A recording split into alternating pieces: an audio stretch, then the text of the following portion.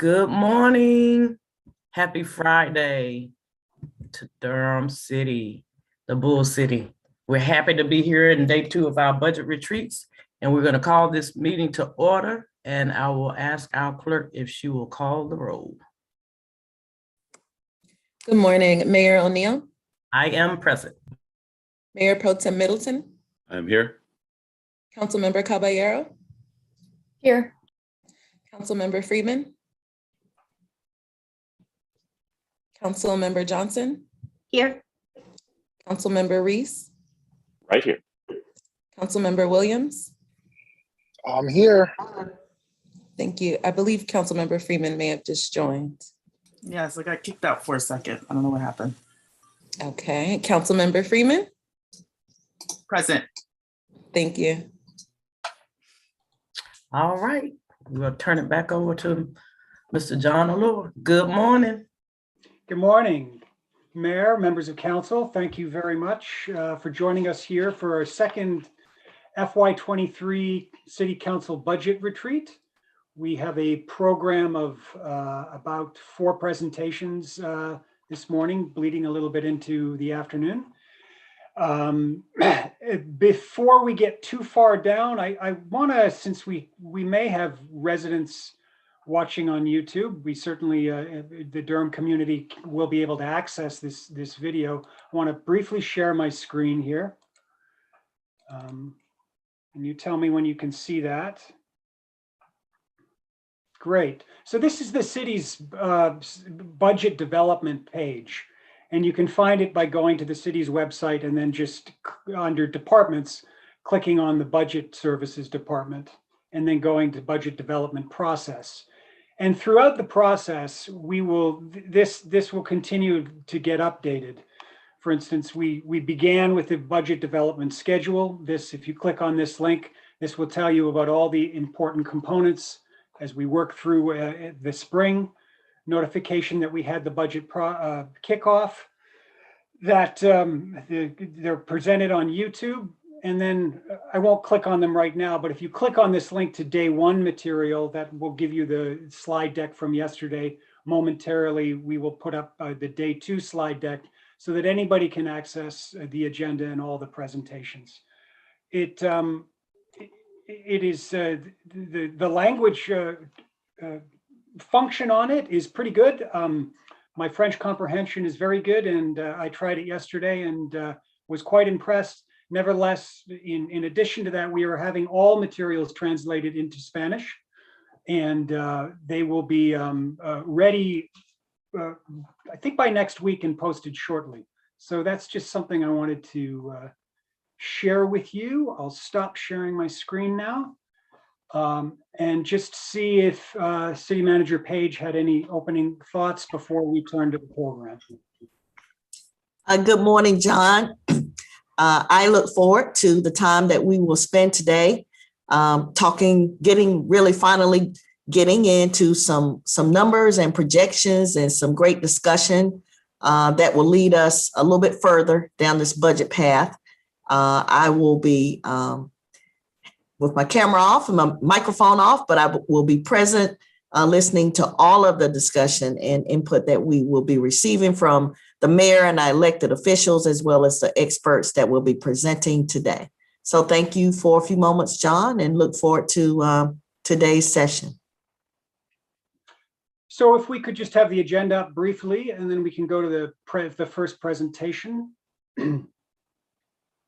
So we're gonna begin the morning with the financial projections and budget outlook. And then we will follow that with a presentation on the capital improvement plan and the debt plan. We'll take a break, but again, as always, we'll take breaks as needed. And then after we come back in the afternoon, we'll have a presentation from Sharon Williams on the racial equity update, followed by a presentation from Christina and Mary Grace Stoneking on equity in the budget process. And then we'll close today's proceedings with closing remarks from City Manager Page and Mayor, and closing thoughts from City Council. So with that, we will go right to the financial projections.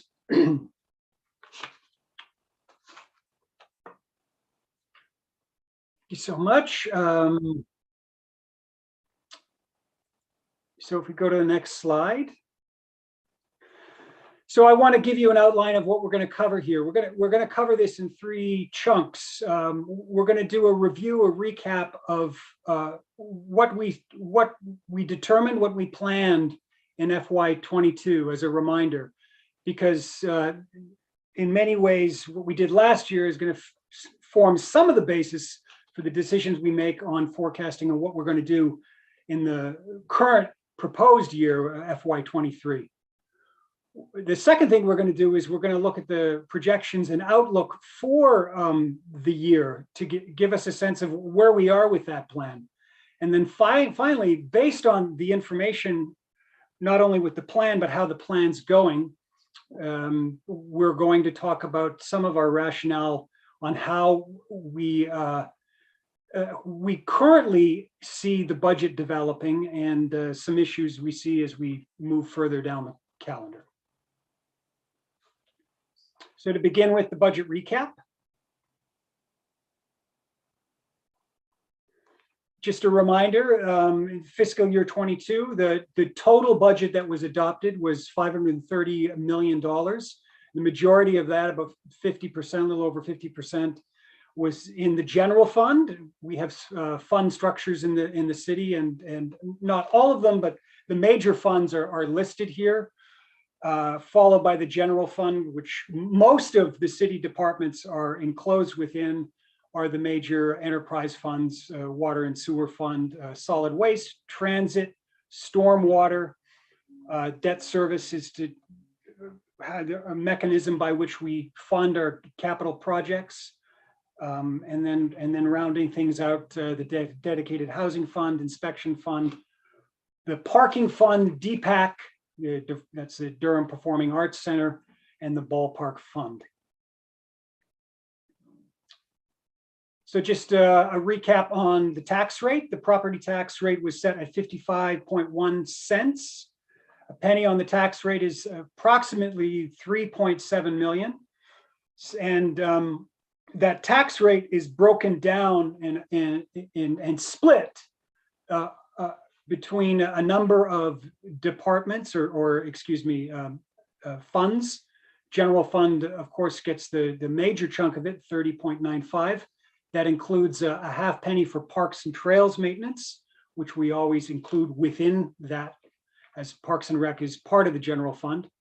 11.5 to the debt service fund. That was a 50.5 increase to the debt service fund to account for the equitable and green infrastructure projects. And we'll talk a lot about that later. Solid waste fund stayed steady at 5.59 cents.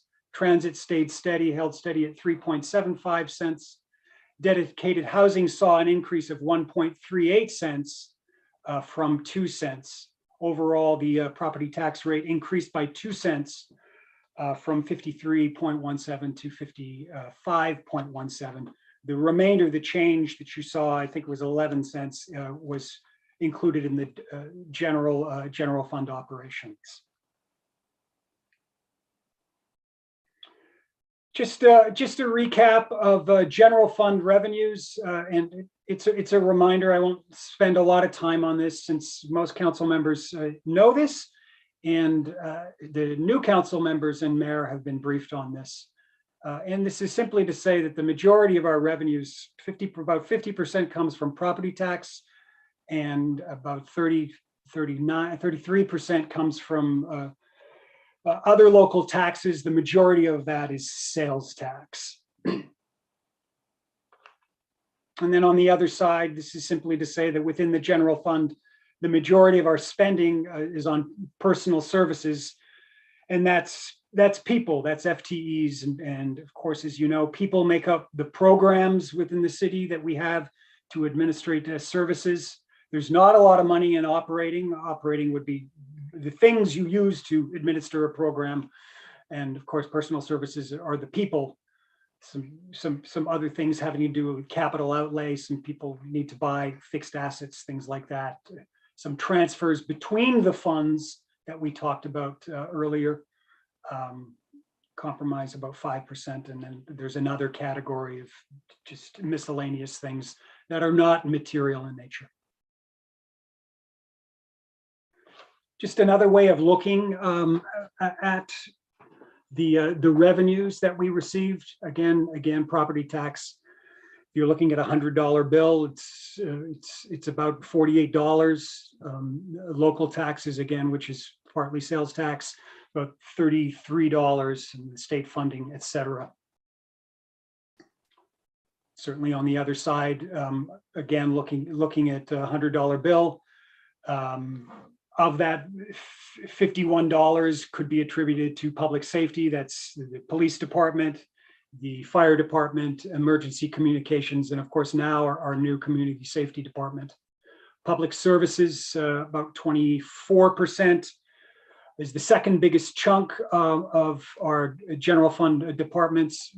Think they're more along the lines of public works, these departments, more outward facing. Administrative support, that's where departments like the budget department sits, the human resources, finance, those departments. Community building would be your NIS, your community development, your economic development. And then the smallest chunk, of course, governmental, which would be the clerk, the attorney, the council, and the city manager's office. So moving to revenues. So this is a comparison of Q2. So basically Q2 takes us from July 1st of the fiscal year. So it takes us from July 1st, 2021 up until December 31st, 2021. So it comprises half the year.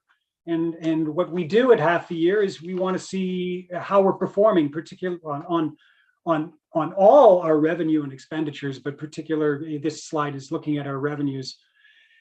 And because it comprises so much, we're very have a very, very sharp focus on property tax and sales tax. And that's what you see in those largest bars, the blue being property tax, the purple being sales tax.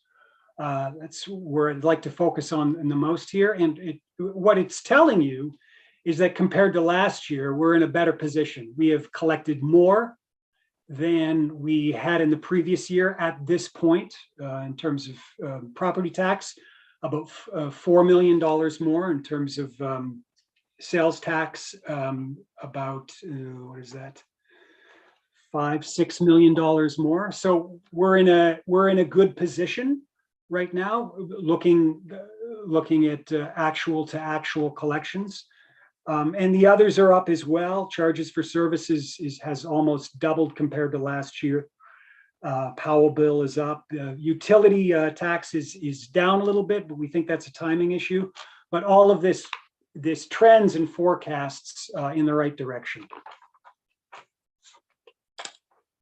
Moving on to property tax revenues specifically, this is really looking at the budgets to the actuals for the last 5 years, and you see everything trending up basically, and in some ways you may feel that's counterintuitive to a pandemic we had, but as Dr. Walden presented yesterday, you know, there was a drop in March of 2020, and then almost an immediate recovery, and that's what we saw too. So the yellow is the budget, and what I would say to you is we budgeted conservatively both in FY20 and FY21 because of the pandemic, and of course, you know that right now we're feeling quite optimistic, I believe, certainly based on the governor's message yesterday. But there have always been surprises. I think everybody at one point in the fall of FY20 felt we were ready to open, and then it didn't happen. And I think in FY21, again in the fall, there was a feeling we were about to open, and it didn't happen.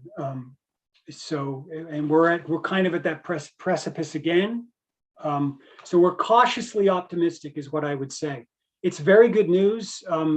In FY21 that our property tax, and you'll see it with sales tax too, We collected more than we budgeted. In one sense, it's good news. In 2021, it's approximately $6 million more. If you don't see the yellow number, but that's the difference equates to about $6 million. That is good news. We were conservative, I think, for fairly obvious reasons. Everybody wanted to be conservative. But I would keep this slide and the next slide in mind as we go to what we're forecasting for FY23. Sales tax is much the same story. Although if you're new to this, you may think, looking at that green line, that we're way behind where we should be. I mean, these are second quarter numbers, so halfway through the year. So why are we only at a quarter?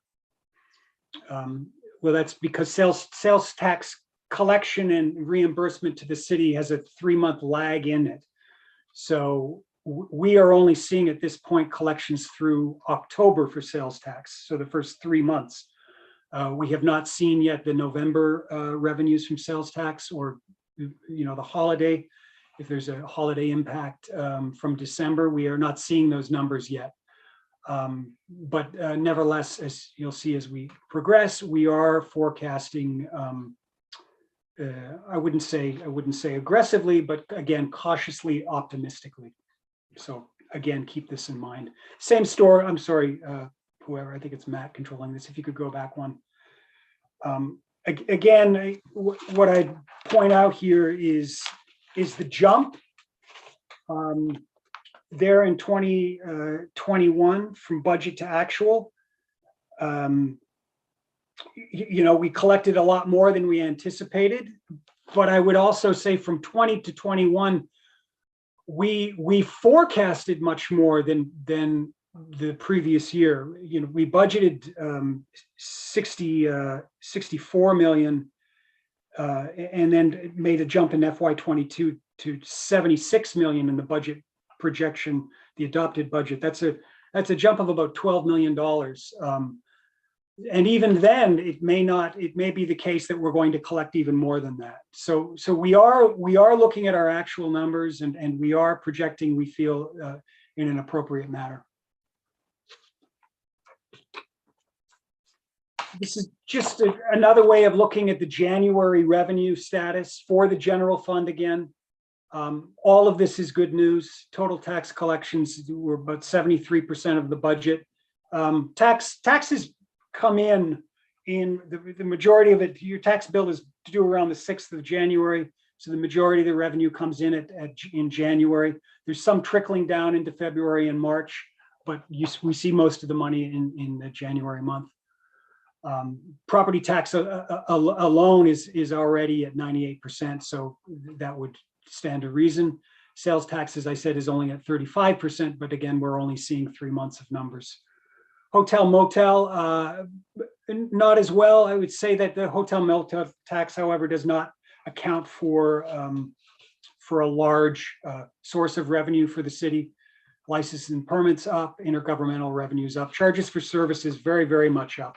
Charges or services are the things that departments charge for what they do, anything from parks and rec fees and things like this, and we're seeing a rebound in those numbers as well.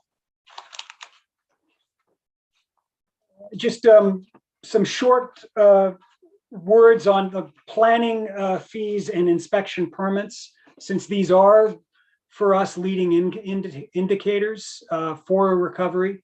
And everything here looks very, very strong on the development front, as it has throughout the pandemic.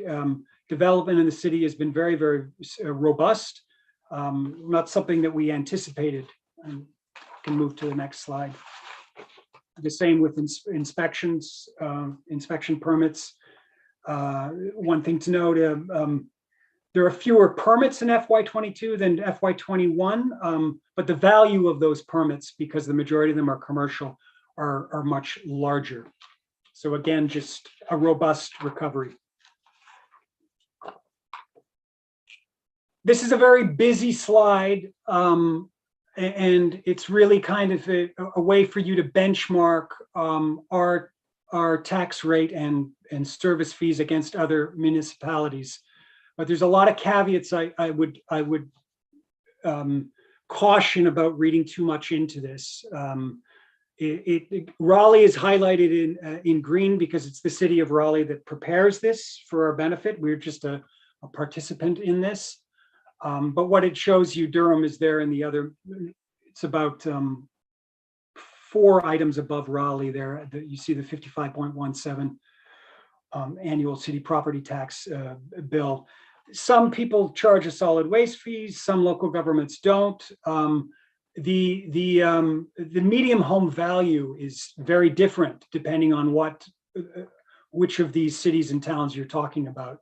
So it's very hard to benchmark this. So but we do provide it as information. I think the next slide is possibly a little more a little more demonstrative of where we are. We see Durham just 2 above Raleigh there in the pack. The annual customer costs. So what this would do would take the property tax rate and multiply it by the medium home value, and then add any additional fees to come up with those numbers. So Durham's just right in the middle of the pack there. Carrboro the highest, Winston-Salem the lowest. Again, though, I would say that the median value for Durham, according to the city county tax assessors, $233,927 for median home would be much higher, and somewhere, say, for instance, like Raleigh. And even on this slide, they did not use our metric from our county tax assessor. I think they used some data from a commercial site. So it is helpful, but if you want to get into the weeds with it and pick it apart, I would just say it's not that helpful. So moving to the budget outlook. So our initial forecast right now is that we begin the place we are right now in the budget process with everything we know right now, which is some things, but not everything, is that we're facing a $8.3 million deficit. If you want to know how that compares, last year at this time when we presented this, we were looking at right around a $6 million deficit. We have received approximately 152 budget requests from departments, $23 million. If you're calculating what that is on a penny, that's approximately 6 cents on the tax rate, $23 million. And we received approximately 5 budget requests from City Council, over $2.6 million. And I say approximately because budgets are not due until Monday. Budget requests were due a couple of weeks ago, but there's a lot of truing up that goes along with that. There's a lot of reconciling to make sure we have all the information. Sometimes we don't get it completely right, but this is what we know at this time. And that just to remind everybody, a general fund should be general fund balance. I think best practice is to only use fund balance for one-time expenses, not for reoccurring. We'll get into that a little bit later. And we'll get into a little bit about how we see this progressing, how we might close that deficit over time, and how we might get some of those budget requests funded. So I believe this is the third component, the budget development process. Just a reminder of where we are. We're at the far left right now. We're currently in the City Council budget retreats. We will move in May to the proposal of the city manager's budget. We will have the formal public hearing on that budget in June, although we do have a budget hearing coming up on March 31st for residents to talk about the development of the budget. So that's in addition to the June 6th hearing. The June 6th hearing is required by state. The one that we will have in March is something we do in addition. We will have a series of work sessions on May 25th and 26th, where departments will present their budgets to council and other key issues. It's not solely department by department. Some years we've had all departments, some years we've had a select few depending on key areas. And then move to budget adoption on June 21st and the capital improvement plan. Just more detail of what was summarized in kind of 5 areas on the previous slide. This can be overwhelming. What I would say to you is by very shortly, we will knock off the left side of the screen and be moving into the right side of this screen. So there's light at the end of the tunnel. As I said, the March 21st public hearing. What is not on here, and I'll make this as a note for a lessons learned for us in future. We should have the adoption of the budget guidelines on here. The guidelines are something that we will discuss and try to formulate on at the final budget retreat on March 4th. And that's really a set of principles, tenets that we get council to agree on so that the city manager and budget staff can go away and develop the budget based on those principles. And that is formally adopted typically no later than the April 4th city council meeting. That's when we intend to bring it forward for adoption. So next steps, as I said, departmental budgets are due on February 21st. So in addition to their budget requests, they need to give us a summary letter of transmittal that gives us a narrative idea of what they are proposing and how that aligns strategically to our strategic plan.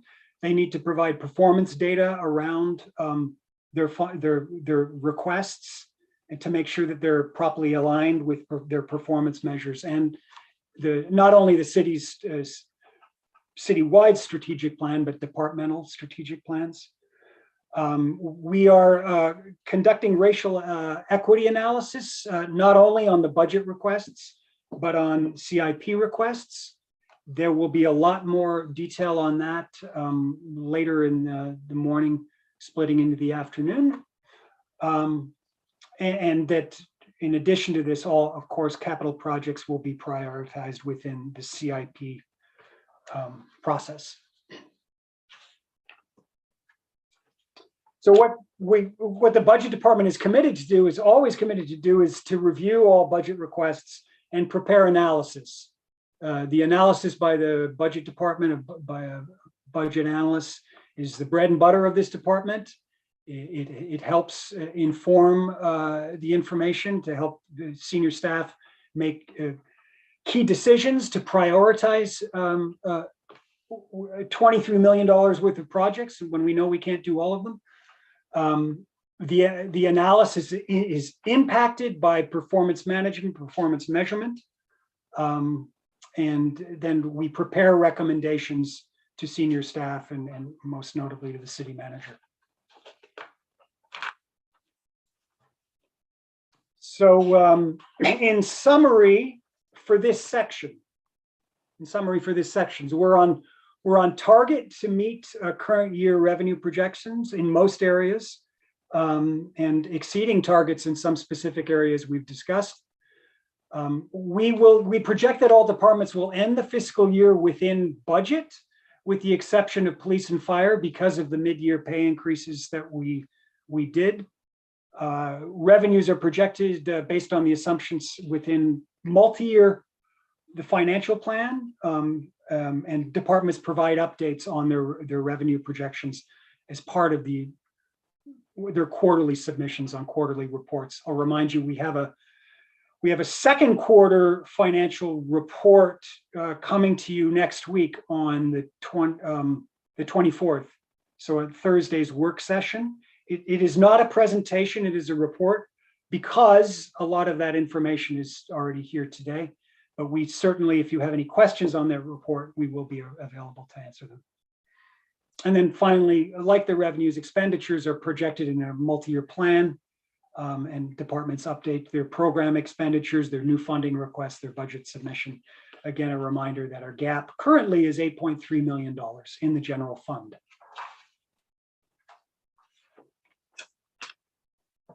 So a little on the general fund and multi-year projection. This is our multi-year financial plan. This is a snapshot of an internal Excel spreadsheet that we keep within the budget department for the general fund. This one is, although we have multi-year plans for all major funds, the ones we saw before, the solid waste fund, the parking fund, transit fund, of course, water and sewer, debt fund, all of them. We are all looking on a 5 to 6 year time horizon about the consequences of our actions now. How will that reverberate in future fiscal years? I wouldn't be too alarmed at this point at the reds down there, because we budget in the plan currently revenues conservatively, but we do note the full impacts of things like mid-year increases to police and fire under personal services. So what you're really seeing here is the effect of the growth in personnel expenses, but not necessarily a complementary effect on the revenues, because we don't want to be presumptuous in saying how we would close those gaps. And that's really what you're saying or seeing down below in the table. That additional general fund tax rate or surplus, that's basically telling you if there was no other way to solve this, you would need 2 cents and then 4 cents and then 5 cents and then finally 7 cents on the tax rate in able to solve it. But that's not how we're proposing to do this. Obviously, there's a whole lot of workmanship that will be done on this. The first thing that will happen is we'll close that $8 million gap, and then that'll have a rippling effect on the future years. So this relates to what we were talking about earlier, the fact that we're seeing growth particularly in our key revenue areas of property and sales tax. And that is why for the FY23 year, we are proposing a property tax. That's not an increase in the property tax, that's growth in the property tax of 6%. Typically, we project about a 3% growth in property tax. But because the actuals have been so strong, we're bumping that up to 6%. This is not only what we believe, it's what the tax assessor, tax collector believes is the appropriate number. We have an interlocal agreement with the city county tax assessor. Similarly with sales tax, right now 4.62% increase. Typically we depending on the year we project growth at 3 to 5%. So you may think that's a little conservative. I would agree with you, it is, although I would then include, because we only have 3 months data right now. That's why.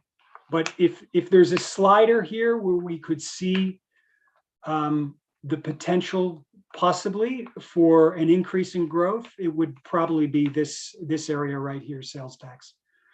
Occupancy tax, as I say, it does not account for a lot of our revenue.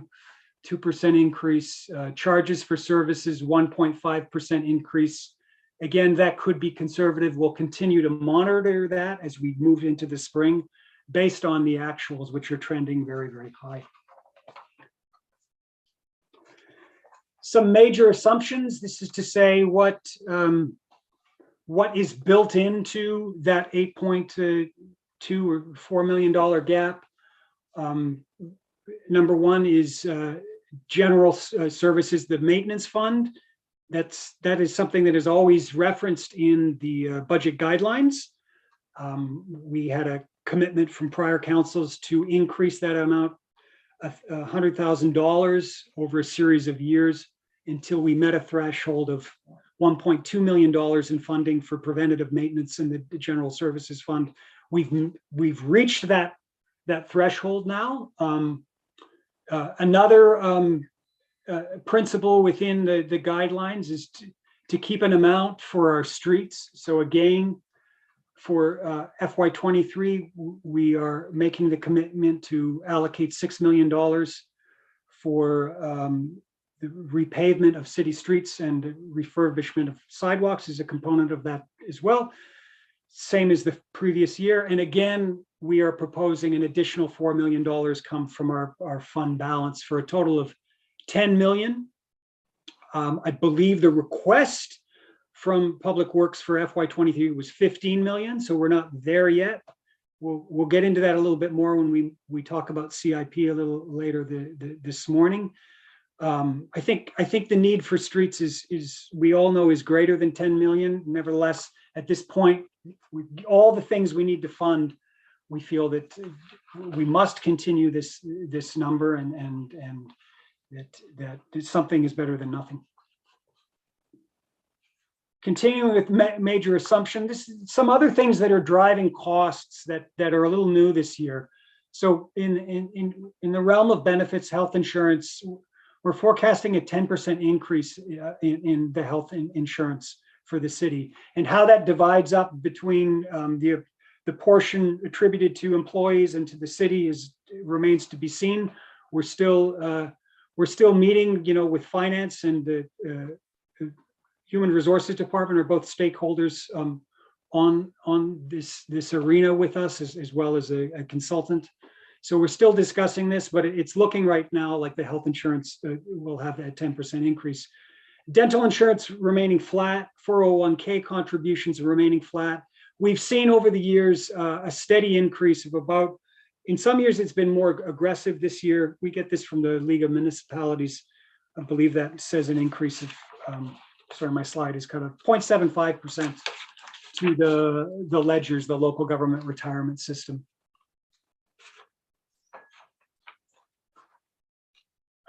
And again, we're not making any assumptions at this point with the property tax.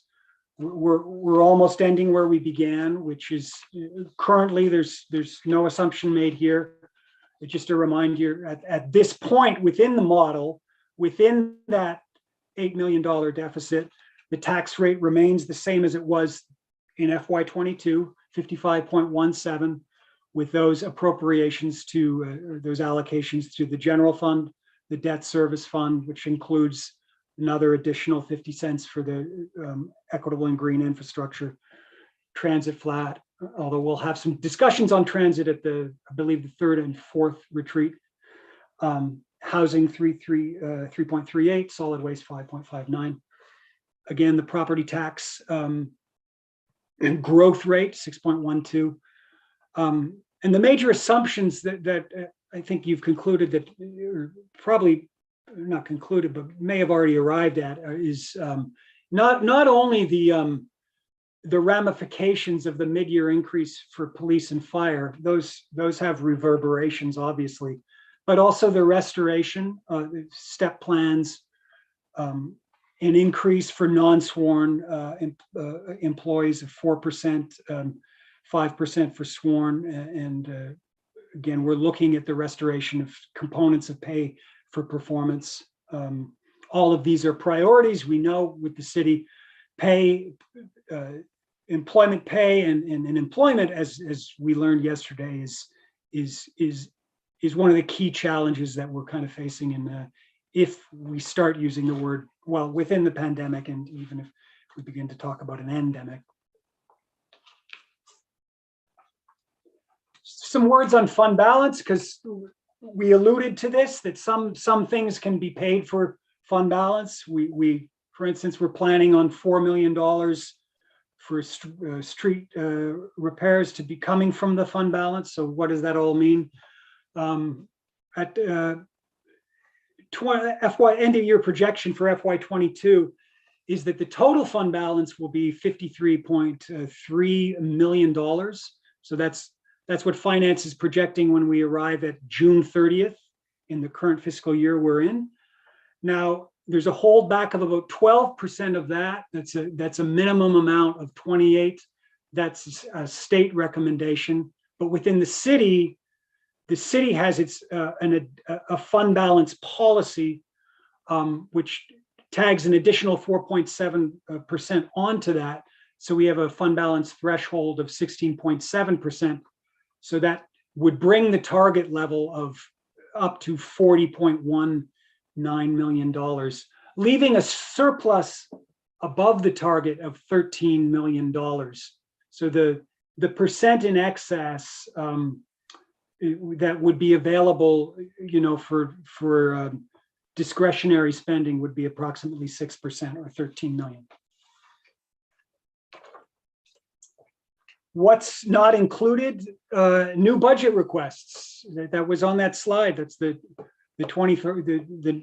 new initiatives or some budget requests that departments have asked for, that council has asked for. We know we can't do all of them, but we know that some of them are vital, are strategic, that we must find a way to solve those and fund those. Again,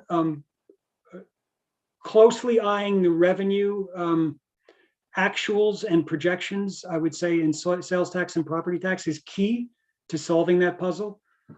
New CIP requests, we're just evaluating those.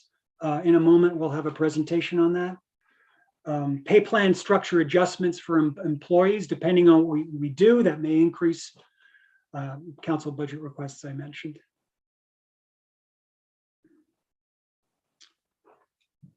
So that is a whole lot of information.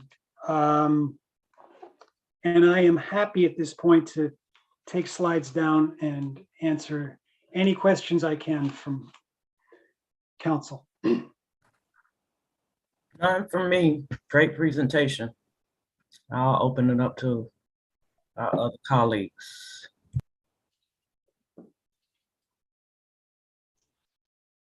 I have a couple questions. John, if you remember, can you remind me at this point last year what our projected gap was?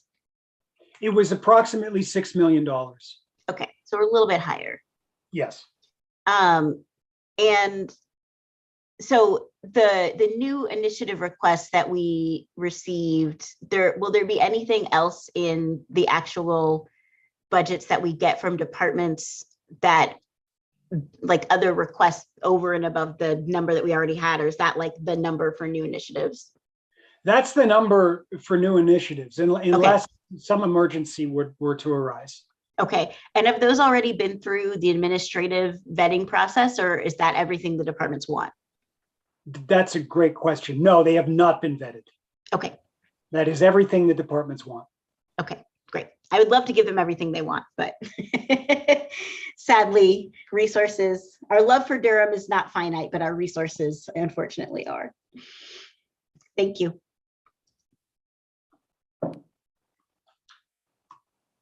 Yes.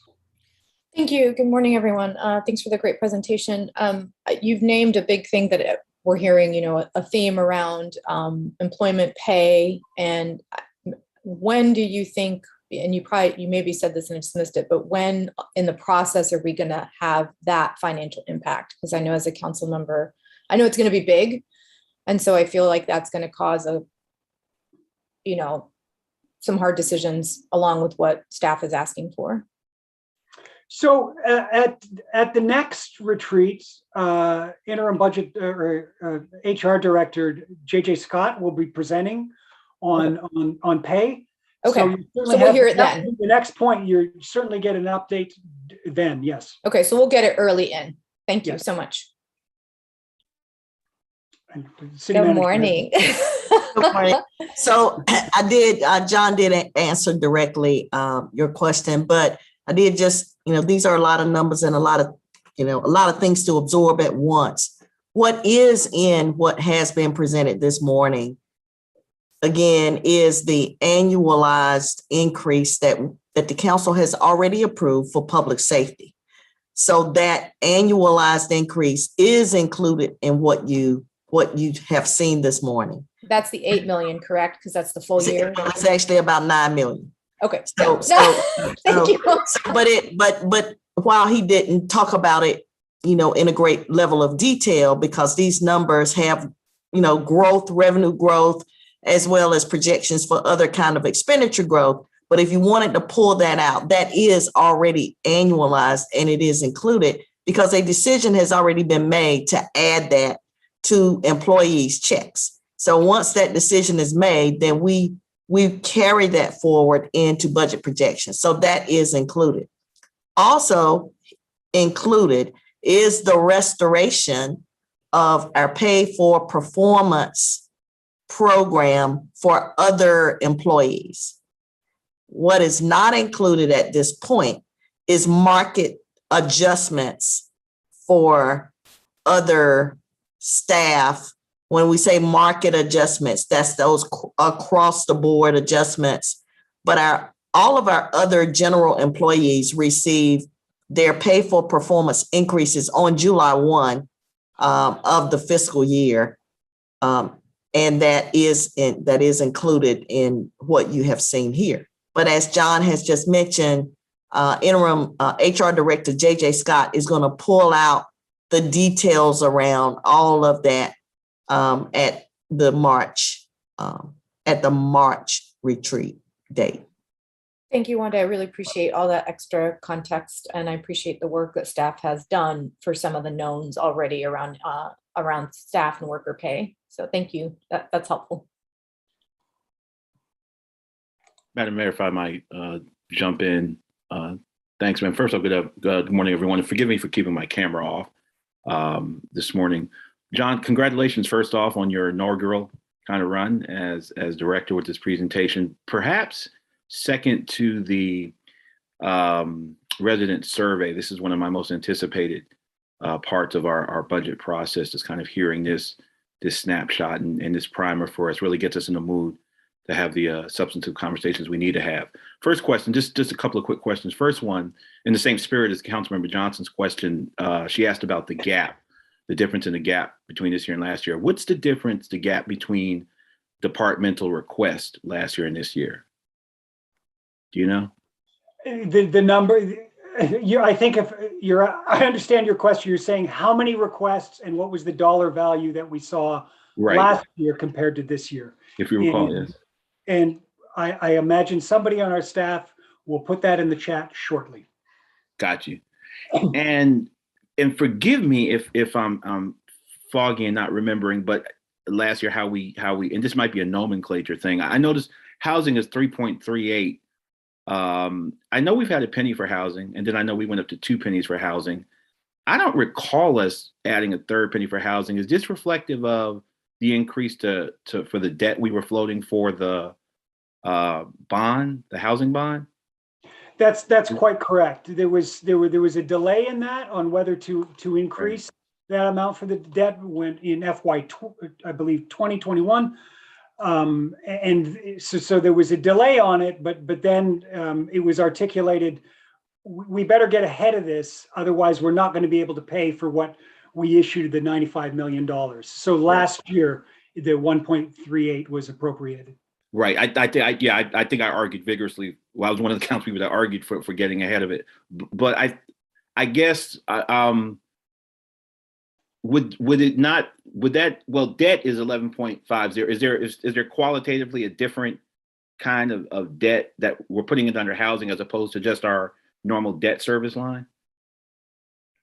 So the 11.5 does not include the housing funds financings and debt. It is separate. Got you. And I see the city manager has. Manager Page, did you? Just backing up, John. Okay. All right, cool. I just, when I'm in the habit of when I talk to, the elevator speeches, we got 2 pennies for housing, but I guess it's fair to say now it's 3 pennies for housing moving forward. So That's it. Thanks much. Look forward to getting into it more. Thank you, colleagues. Thank you, Madam Mayor. Councilmember Williams. Yes, good morning. Thank you so much, John and all. Question, and I don't know if this is the appropriate area to ask, but I'm going to ask you can let me know. But what are we proactively doing to generate more revenue through the means of which we are currently doing, which is through sales tax, property tax, and so on and so forth? Do you see that through a lens of programs or initiatives, or like, are we doing anything other than just waiting for this to come in? Because my understanding is, I guess an example, if DPAC is at 100% capacity, if downtown is open and thriving, then we're generating more revenue through parking and through admission. Am I understanding that correctly? You are understanding that correctly, but the growth and the robustness you sometimes see in downtown does not automatically translate to the bottom line for the city's functions. So I would say, and part of that is, the effects of more occupation in hotels and more people dining in restaurants for us would translate to the hotel motel occupancy tax, and that is not a large revenue source. I believe the total amount of revenue is about $4 million, $5 million, $6 million that we get, between 4 and 6. And a lot of those revenues we are controlled at the state level. That we're not allowed to move them or to adjust the allotments, particularly with sales tax, in any way. That's all state controlled. So we are very, very restricted on what we can do. And that's why we put so much emphasis on sales and property tax, because it's not for lack of effort, Councilmember Williams. I can tell you that we have spent many, many cycles and many, many seasons going through these questions. I recall with many budget and finance people trying to drum up ideas for other revenue sources. And in the history of that, in my experience, it has just not been an exercise that developed a material amount of additional revenue. I don't know if the city manager wants to add comments. Thank you, John. And I will not, use too many words, but we certainly, do generate additional revenue when our fees are reviewed and our fees are increased or calibrated to reflect the areas that we charge fees for, and ensuring that those models are whole, if you will, if I just use a lay word. But, we certainly do receive revenue from grants, and whether that be federal support or others. And you're actually joining the council when there is a significant amount. You heard about it yesterday. Federal assistance, not just to individuals that sometimes feed some of those other, tax type revenues, but also to local governments, state governments as well. And you will hear during this budget season in a presentation in March, the status from city, local government as it relates to our access to some of those competitive grants. So, when you look at the different sources of revenue for government, you have pretty much seen or heard of the types of revenues that we can actually employ in order to deliver the services that we have here, or any municipality can deliver.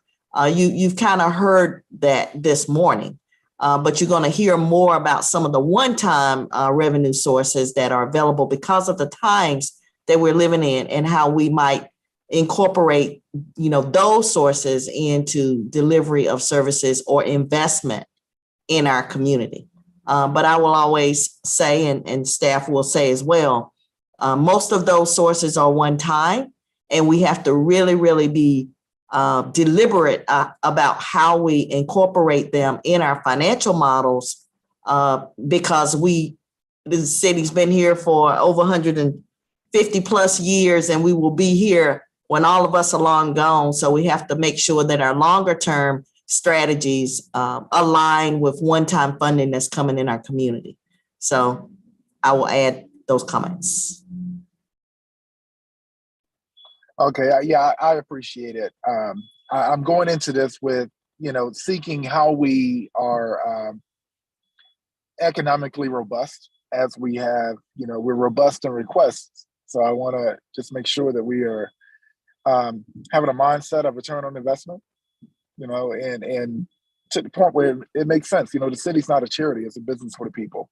And I have that mindset going into this. So I appreciate those comments.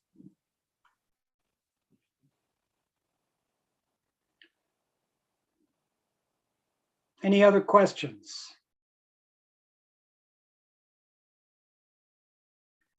Very good. Well, thank you so much. Certainly, if something comes to mind, you know where to find us, and we'll be back in 2 weeks. So I'm so happy to answer them. If I might, I think we're on schedule, and I'd like to move right on to the CIP and debt presentation. And Mindy Taylor from the city's finance department will be joining me in this presentation. City Manager Page has a point of Privilege.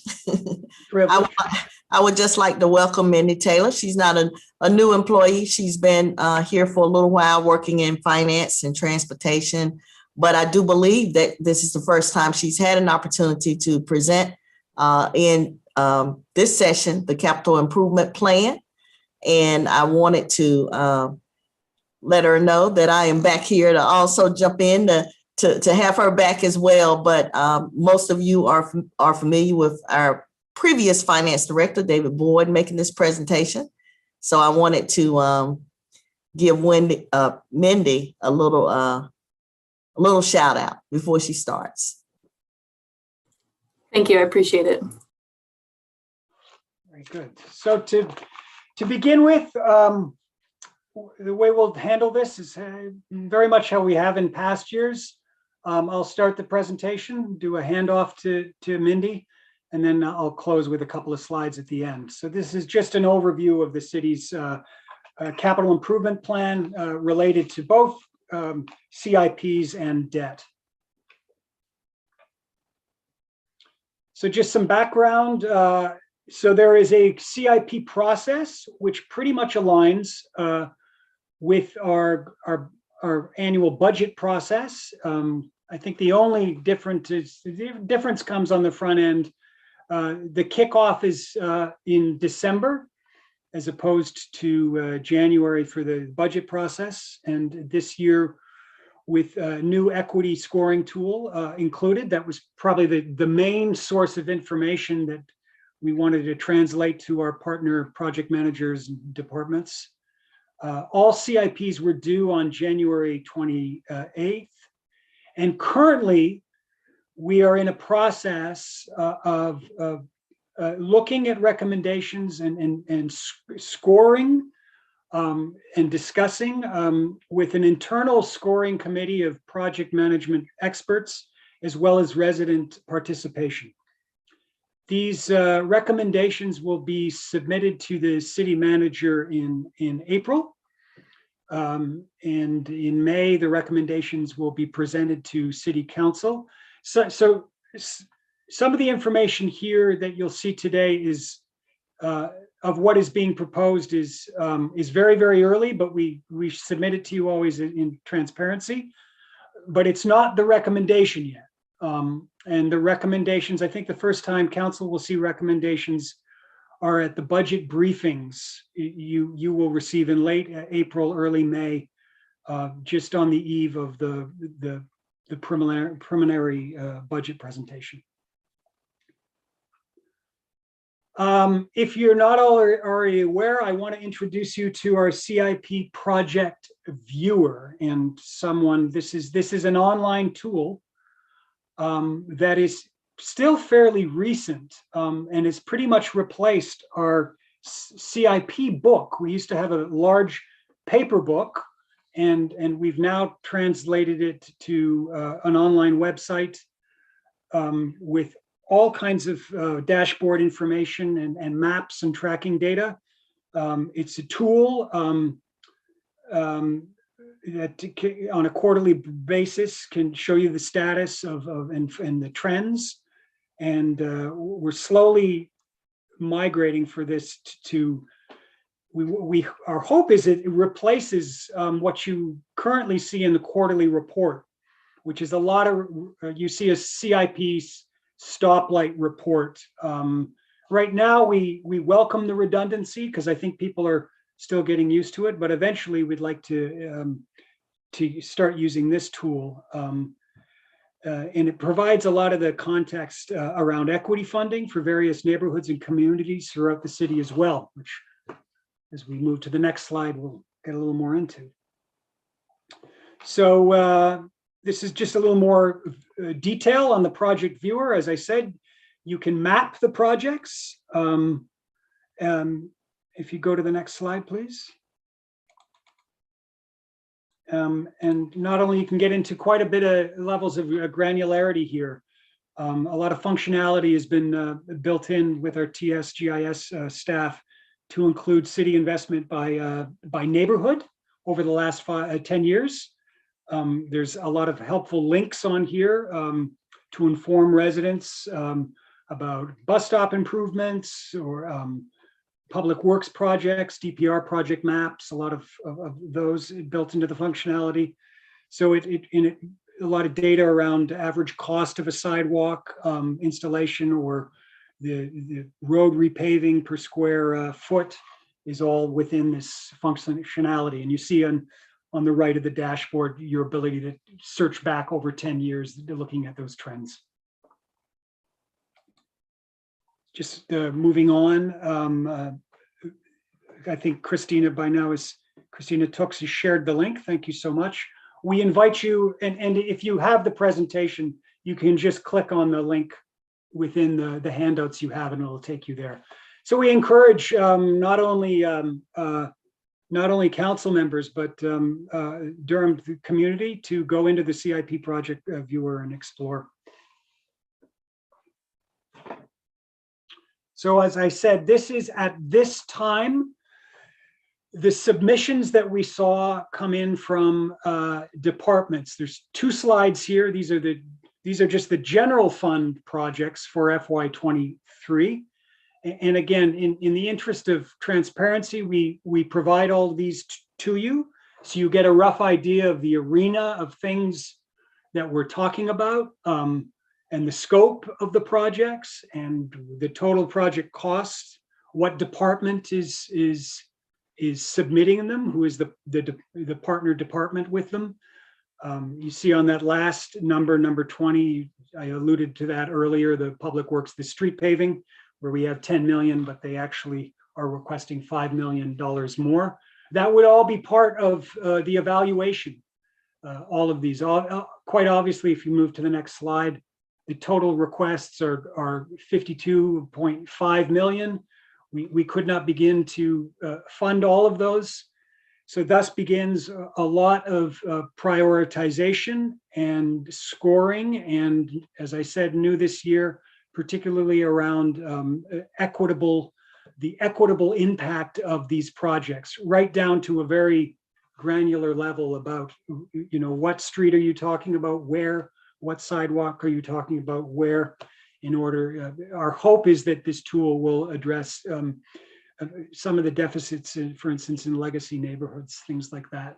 So I cannot, if you have specific questions around those, I will not be able to answer these today. As I said, that's the work we're engaged in right now in the month of February and March. But certainly, if you want more information on it, you can contact us. The partner department is referenced and can certainly get that to you. You will get, again, as I said, a recommendation at the budget briefings. We'll talk more about this, certainly talk about a half penny of funding update. And to mention to you that the half penny was allocated in FY22. And we are proposing a second half penny in FY23. And until a project comes along, that money is held in reserve until a project is scoped and developed and recommended and approved. And then we can use that as a funding source. And this is to say to you that in every, we've talked about a debt service fund, and which Mindy will get into more in a minute. We've talked about a housing fund in 3.38 cents. This is to assure you that that half penny for FY22 and now FY23 remains in reserve until we come up with the strategy and timing related to determining these projects. And that's what we're doing right now. We'll have more on this later this afternoon, but what I will say is when we were charged, when budget in the city was charged with determining what are equitable projects, we realized that what that really meant was we needed to go back and look at all projects currently in the sphere of capital planning and score them. That we couldn't simply score new projects. Old projects also had to be, in order for them to compete with this, to be considered. So and there needed to be a sizable amount of work done around what is the right tool to develop a prioritization process. So there was a lot of work done and research done with communities who have done more work on this, City of Oakland, et cetera. A lot of work and engagement with the community around this, seeing if they liked the equity tool. And that's just to set the stage to say some of those answers will come later in the morning about what that scoring tool looks like. Mindy, I can't remember if this is where I handed it off or not. I was going to take it from the next slide. Okay, so just in terms of the CIP funding plan, I alluded to this. We create multi-year CIP recommendations because most capital projects are of a multi-year nature. If you think of something, most basic like a fire station, you need to acquire the land, you need to scope the project, you need to construct that fire station, which could take multiple years, sometimes 3 years. You need to order the equipment to place within that station. So that's the multi-year component of projects. We maintain a contingency reserve of $500,000 to $1.5 million. And the plan is subject to annual review, reprioritization, because circumstances change. And that's exactly what I'm alluding to when I say, well, something did change. We introduced equity into the sphere of how we analyze and evaluate.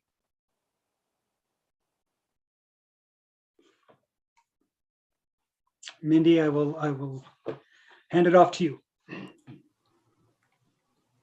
Good morning. My name is Mindy Taylor again. I'm the Treasury Manager representing the Finance Department.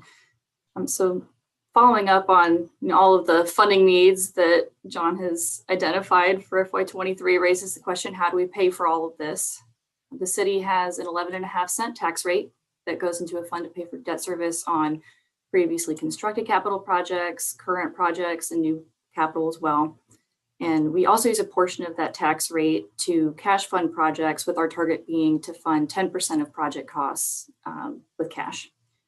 The goal of our financing strategy is to maximize the resources we have available to deliver as many projects as possible for our residents. And a key component of that is to borrow only what we need when we need it. So to that end, in recent years, our borrowing strategy has been to use a line of credit where we pay interest only during the construction period, accumulate an amount of debt, and then do a fixed rate refinancing of that over a longer term period. And all of this, again, we're talking specifically about general fund capital, general fund fleet, and then some debt service to supplement enterprise funds that are not completely self-supporting, specifically the ballpark and the parking funds. This slide here is a snapshot of our current debt service fund model, which includes general fund CIP projects that council adopted for FY22, as well as projects that were previously approved. And this is the resulting cash flow associated with that spending plan. Our goal is to maximize the projects we can fund during this 10-year horizon while keeping a positive cash balance in the fund. Our goal is to keep the bottom line above zero. And what remains to be done with the model for this year's CIP process is to incorporate any new FY23 project requests or changes to see what we can move around within this plan, adjust our financing assumptions to do as much as possible. This model does include the half penny for the equitable and green infrastructure, and it does reserve that capacity specifically for those projects. Those projects, as John said, are still to be identified. So as the timing and amounts of those projects are finalized, we'll be able to, again, update our financing assumptions to see how much more we're able to fund. So based on our current project spending assumptions in the 10-year plan, our capital funding capacity is currently limited to that half penny for equitable and green infrastructure. So if we were to add any additional projects that would not fall under that equitable and green criteria, we would be looking at needing to add additional capacity to the CIP. So how do we get more capacity to fund more capital projects? We're looking at additional tax revenues. And just to provide a ballpark of what that means, if we added an additional penny of tax rate to the debt service fund, we could leverage that to fund about $46 million in project spending.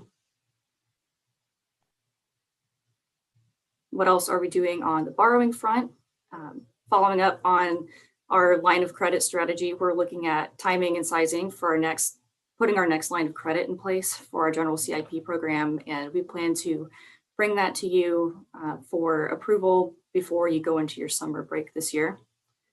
And then we continue to make plans for putting that first tranche of the $95 million in debt in place for affordable housing.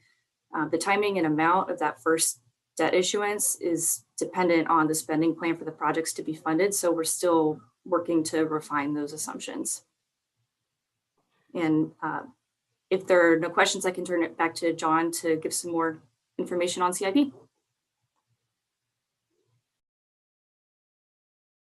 And I'll just continue with just a few more slides here, and we'll open up to questions about the entire presentation. It's just a reminder that in addition to the general CIP projects, that there are funds that are self-supporting and have their own projects that they submit. So in this case, Solid Waste has submitted three under $1 million worth of projects for FY23. We have a substantial number of stormwater projects and water and sewer projects.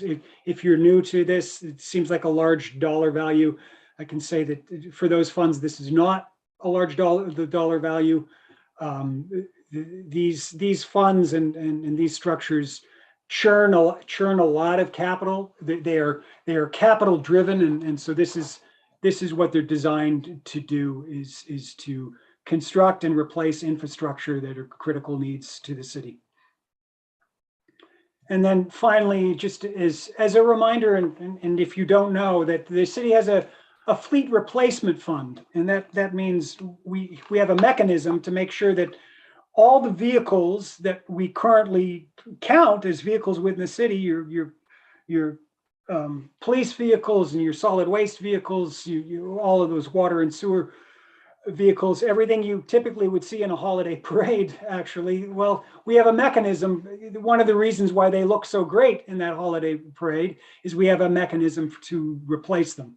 When they reach their useful life, they are often scrapped or sold off to in an auction to smaller municipalities, and then they are replaced. And there's a mechanism, a funding mechanism, a plan to ensure the continual churn and maintenance of our vehicles, so that that can become a very, very expensive proposition if you don't do that, because then all your money is going towards vehicle maintenance, not replacement, which is even more expensive than the replacement. And to just say that this year we're looking at requests for the general fund of $10 million in vehicles that will be debt funded. Inspections is not much, $50,000. Paygo just means they'll pay it with cash. Solid waste, $3.1 million. They'll probably mostly debt structured within the solid waste fund. Stormwater and water and sewer have some Paygo.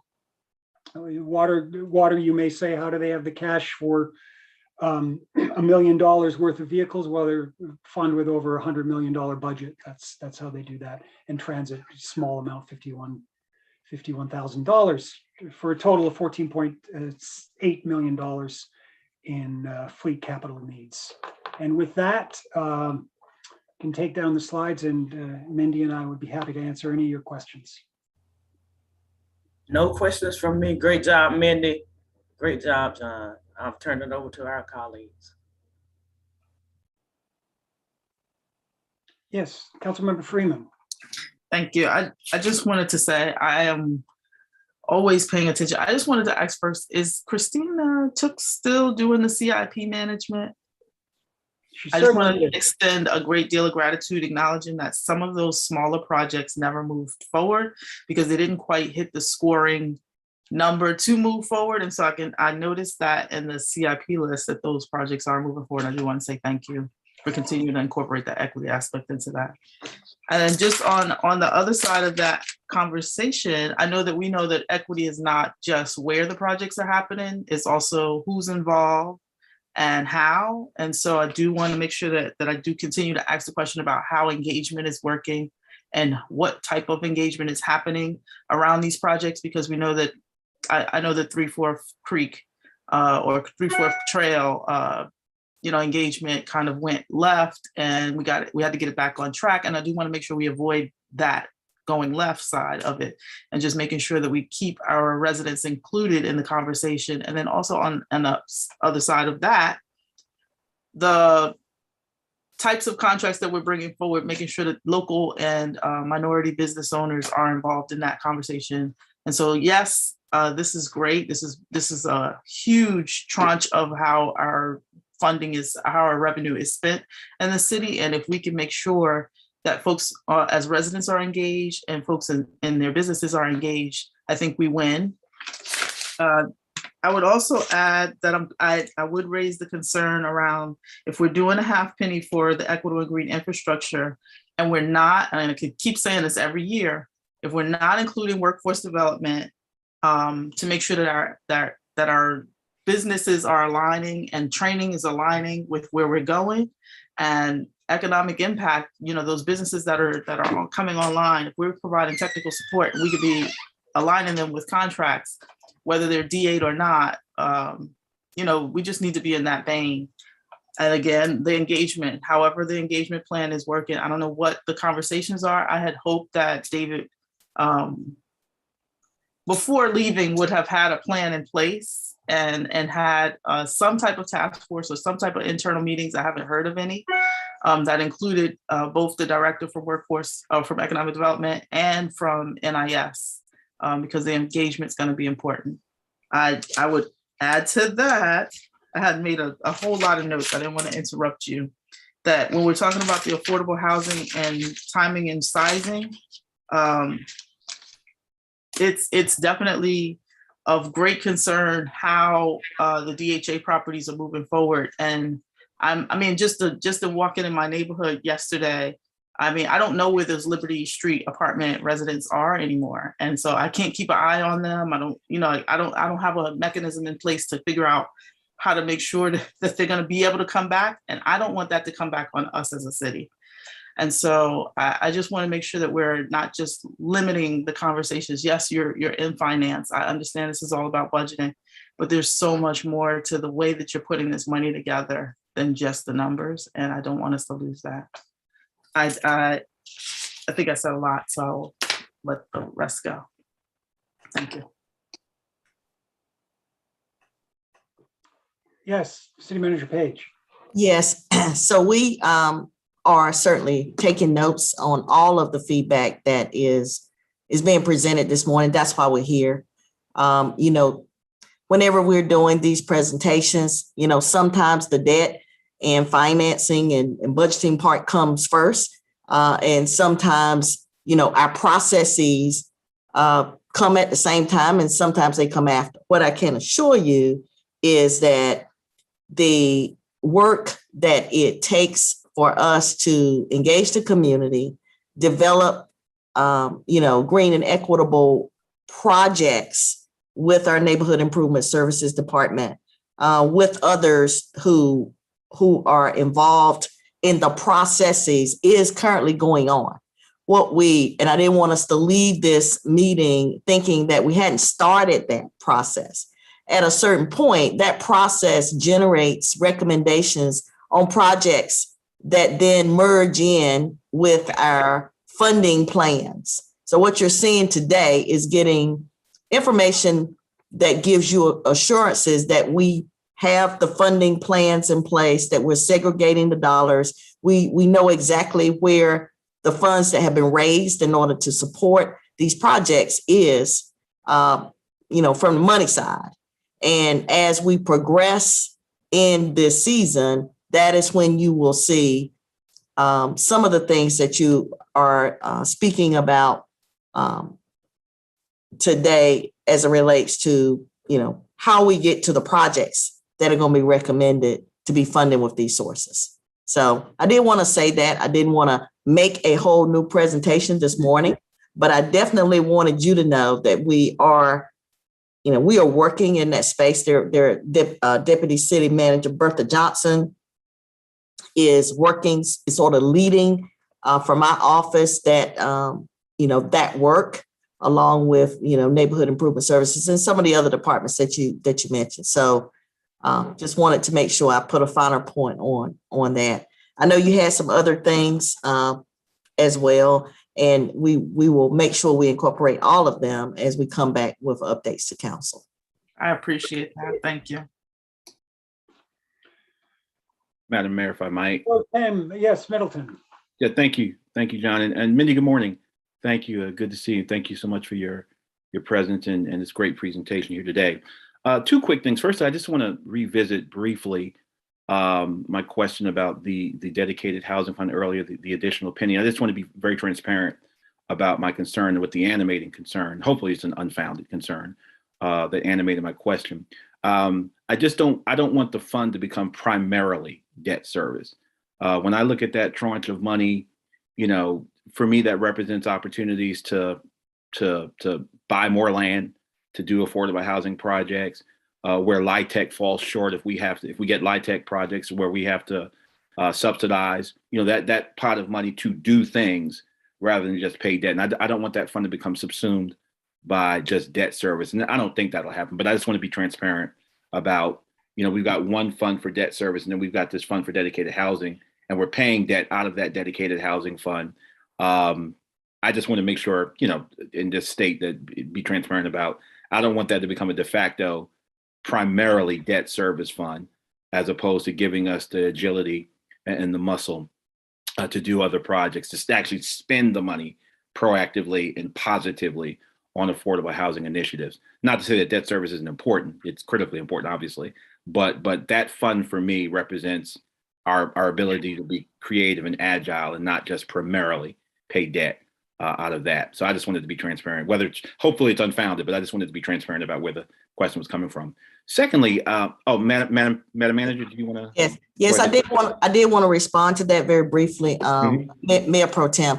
So we the 2 cents that you have seen and sort of the focus around that being programmatic development funding for affordable housing, that is what that is for. That is what that funding source is for. What you will recall is the 1.38 cents was the amount of tax that had to be raised to pay for the $95 million of debt over a 20-year period. And that is what that is for. So while you see 3.38, we have to put all of that money in there because it's all for housing.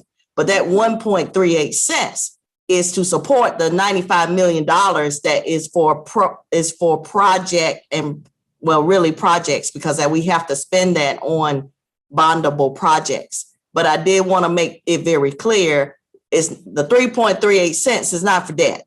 That is for housing. 2 cents of it is for what it's always been for. And the 1.38 cents is for the new debt. Absolutely. Thank you, Madam Manager. And if you recall, I pushed hard for that 1.38 to actually fund the debt. And I recall, I guess what the part I just didn't recall is how we were going to, where we were going to house it. And so as part of the Affordable Housing Fund, and I guess internally, I mean, mathematically, we can just, is it fair to say that no more than 1.38% or whatever that portion of money is in the overall fund will be used? We won't go beyond that for debt service when we look at that tranche of money. So yeah, I guess my concerns were unfounded. I just wanted to make sure that we wouldn't engage in mission creep where that would become a de facto. And I thank you for your assurances, Madam Manager.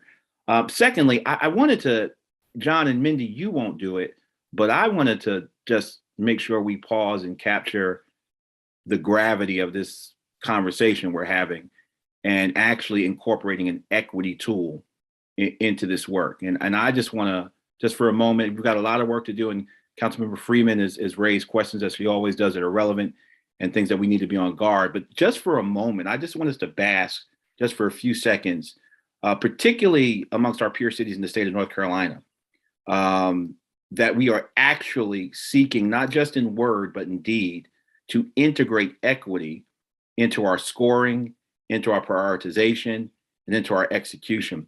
A few weeks ago, I sit on a task force for the North Carolina League of Municipalities on Equity. They asked for Durham to send some of their folk to explain what we were doing. And I could not have been more proud when our folk came and explained to the league how even in with transportation, identifying some of our sidewalk projects, how the list actually changed, the order. And I remember asking Sean Egan very directly, prior to our employing our equity tool, or after employing our equity tool, did the list change? And he said yes. That's the nuts and bolt work of equity. I know Her Honor, Mayor O'Neill, you work very diligently with other folk on equity.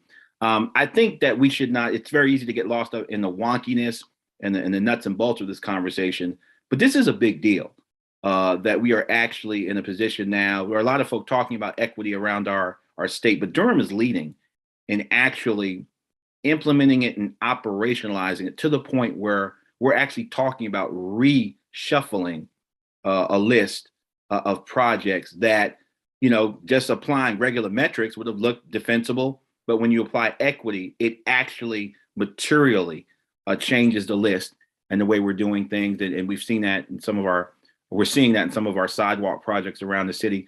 I think that's a big deal. And I just want to congratulate and celebrate you. Finance isn't always the sexiest department. It doesn't get and budget doesn't get a whole lot of ruffles and flourishes, but I do want to let you know that we see you and that this work is being done methodically and sometimes without being heralded. But this is a big deal.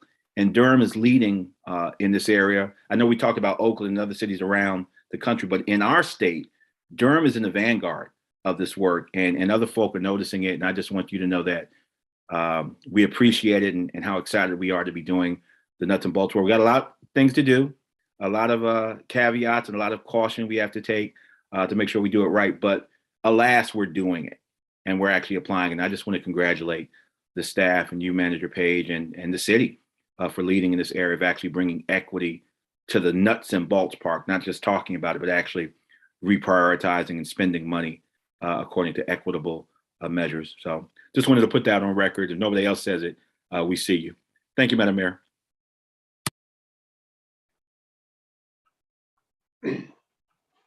Well, we certainly appreciate those comments.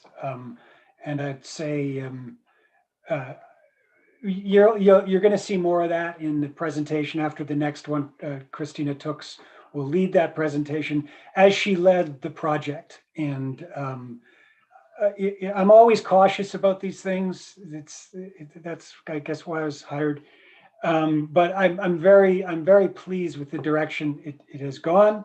A number of us in budget sat in with a cohort in the summer with Bloomberg cities talking about equity in the budget process, and I would say we more than held our own.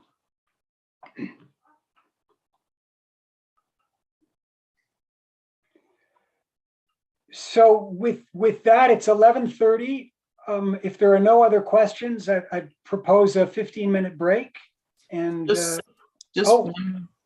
one, John, Allore. I just wanted to just really appreciate Mayor Pro Tem Middleton in pointing that out, and I appreciate the finite point of how much of our city the state is watching. I do want to add that I know that there'll be calls. I got a call yesterday from Creedmoor, just acknowledging just that very point. And I do want to say that it is really impressive whenever you can talk about your own city and the way that they're doing the work that you set out to do. And I am grateful as well. I just wanted to just add that to the list of folks who are going to be reaching out and touting when trying to figure out what it is that we're doing here in Durham that they can do in their cities. That was all. Thank you. Thank you, Councilwoman Freeman. So shall we take 15 and come back at 11:45, 6? Sounds good. Thank Great you, job. everyone.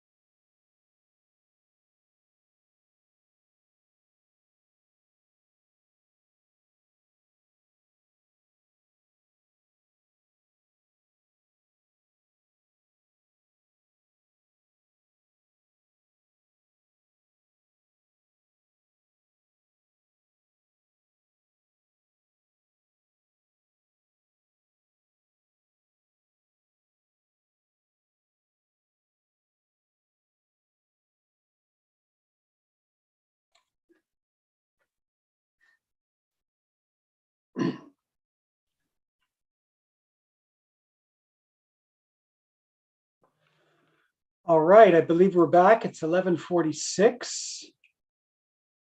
Hope everybody got settled, got a chance to have a second cup of coffee or tea. And if Sharon Williams is ready, Sharon Williams, Director of Equity and Inclusion, is, I believe, prepared to give us all a racial equity update. All right, I believe we're back. It's 11:46. Everybody got settled, got a chance to have a second cup of coffee or tea. And if Sharon, do you have the streaming version of the meeting going? Sharon Williams, Director of Equity and Inclusion, are we prepared to? If you turn off the stream one, okay. Okay. All right, if you would go back. Sharon, you want to back? There we go. Okay. All right, thank you for that. Councilmember Johnson, I really appreciate that. I didn't realize that was going to interrupt me. Good morning, almost afternoon, to Mayor O'Neill, to Mayor Pro Tem Middleton, and to all of the council members.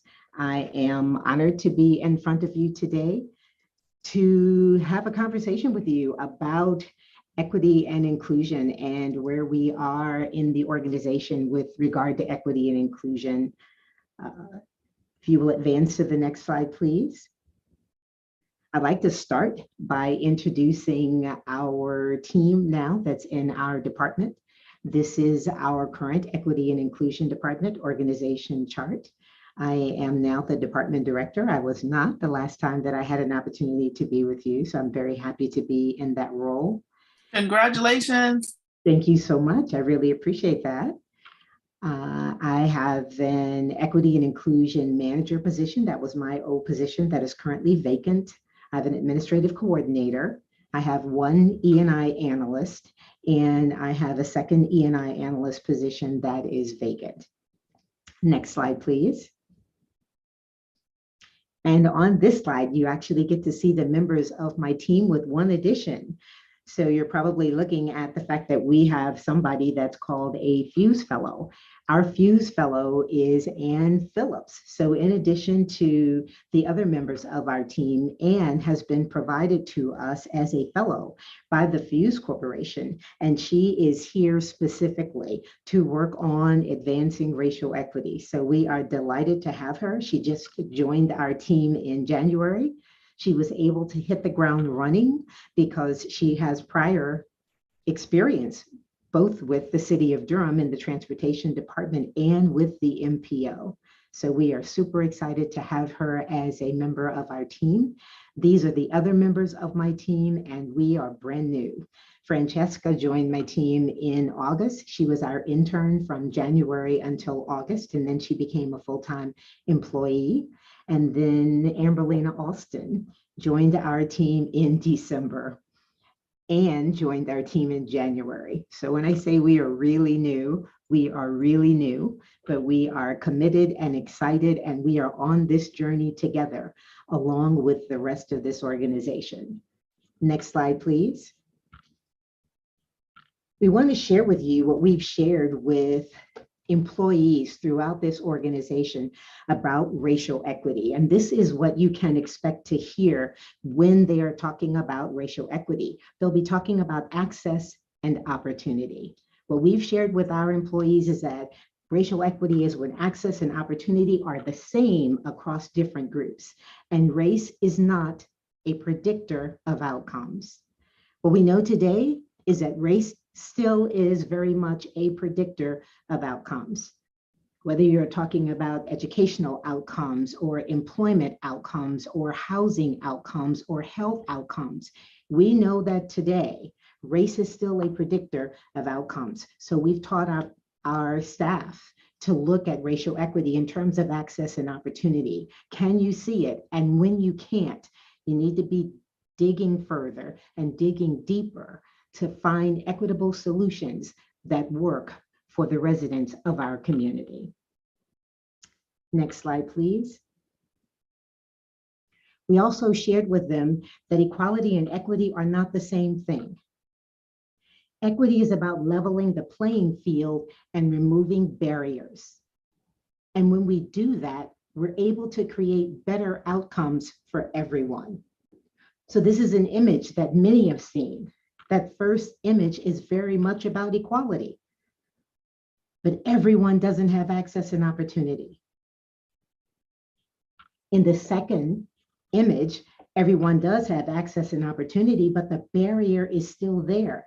And that barrier is a systemic barrier. So in the third image, everyone can see without support, without accommodations, because the systemic barrier has been removed. So we thought it was important to differentiate for our workforce, for our community, that equality and equity are not the same thing. Both are important in the city of Durham.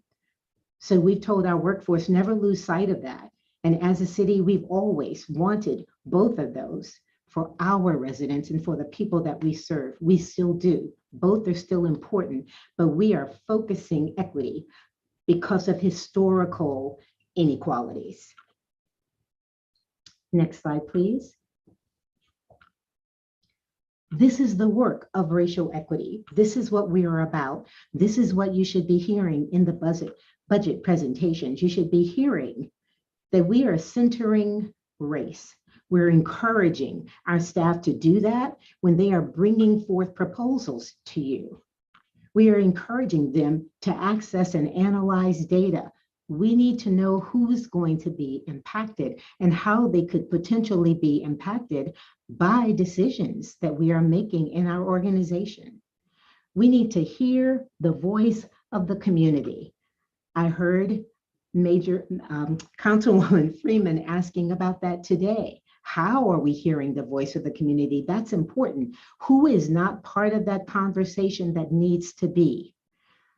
That's how we are looking at community engagement today. And that's what we're trying to do, is to broaden that space.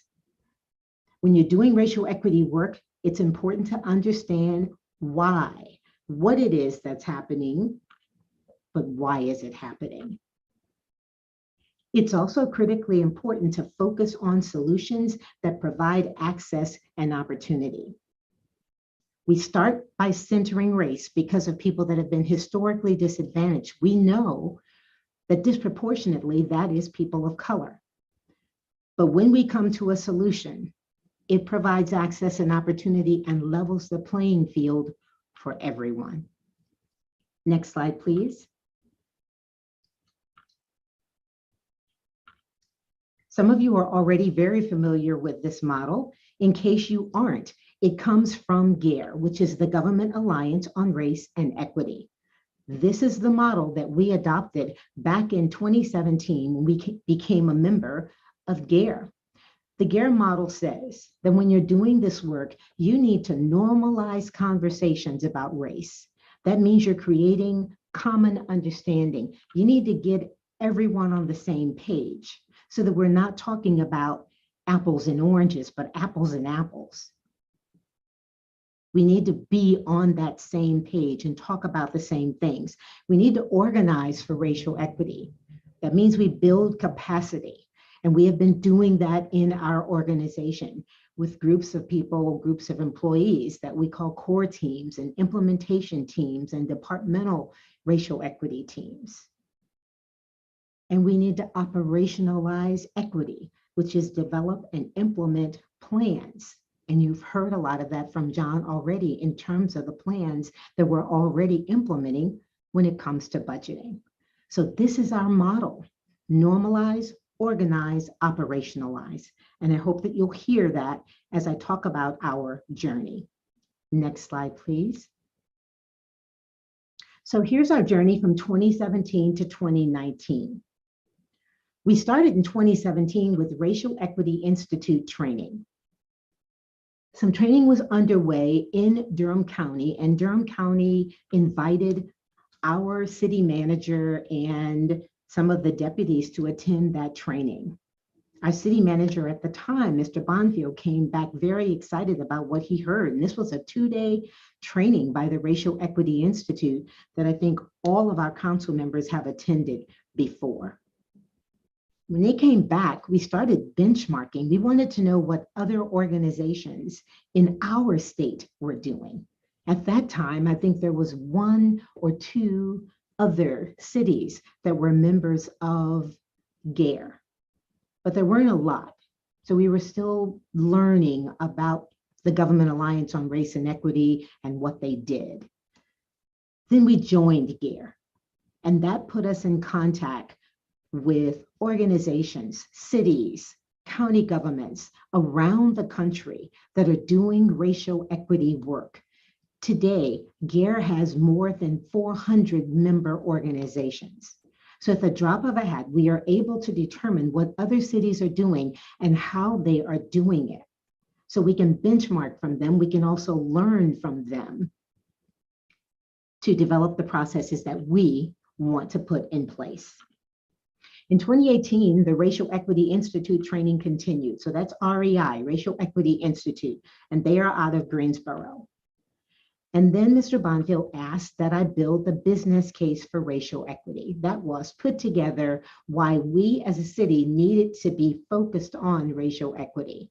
There's so many reasons. And he and the rest of the leadership team at the time thought that those were very valid reasons and that we needed to be on this journey because of who we are as a city. So in 2019, the journey began. The department was renamed. It was formerly Equal Opportunity and Equity Assurance, which Director Giles oversaw for many, many years. And I'm very appreciative of everything that she did and contributed to the organization.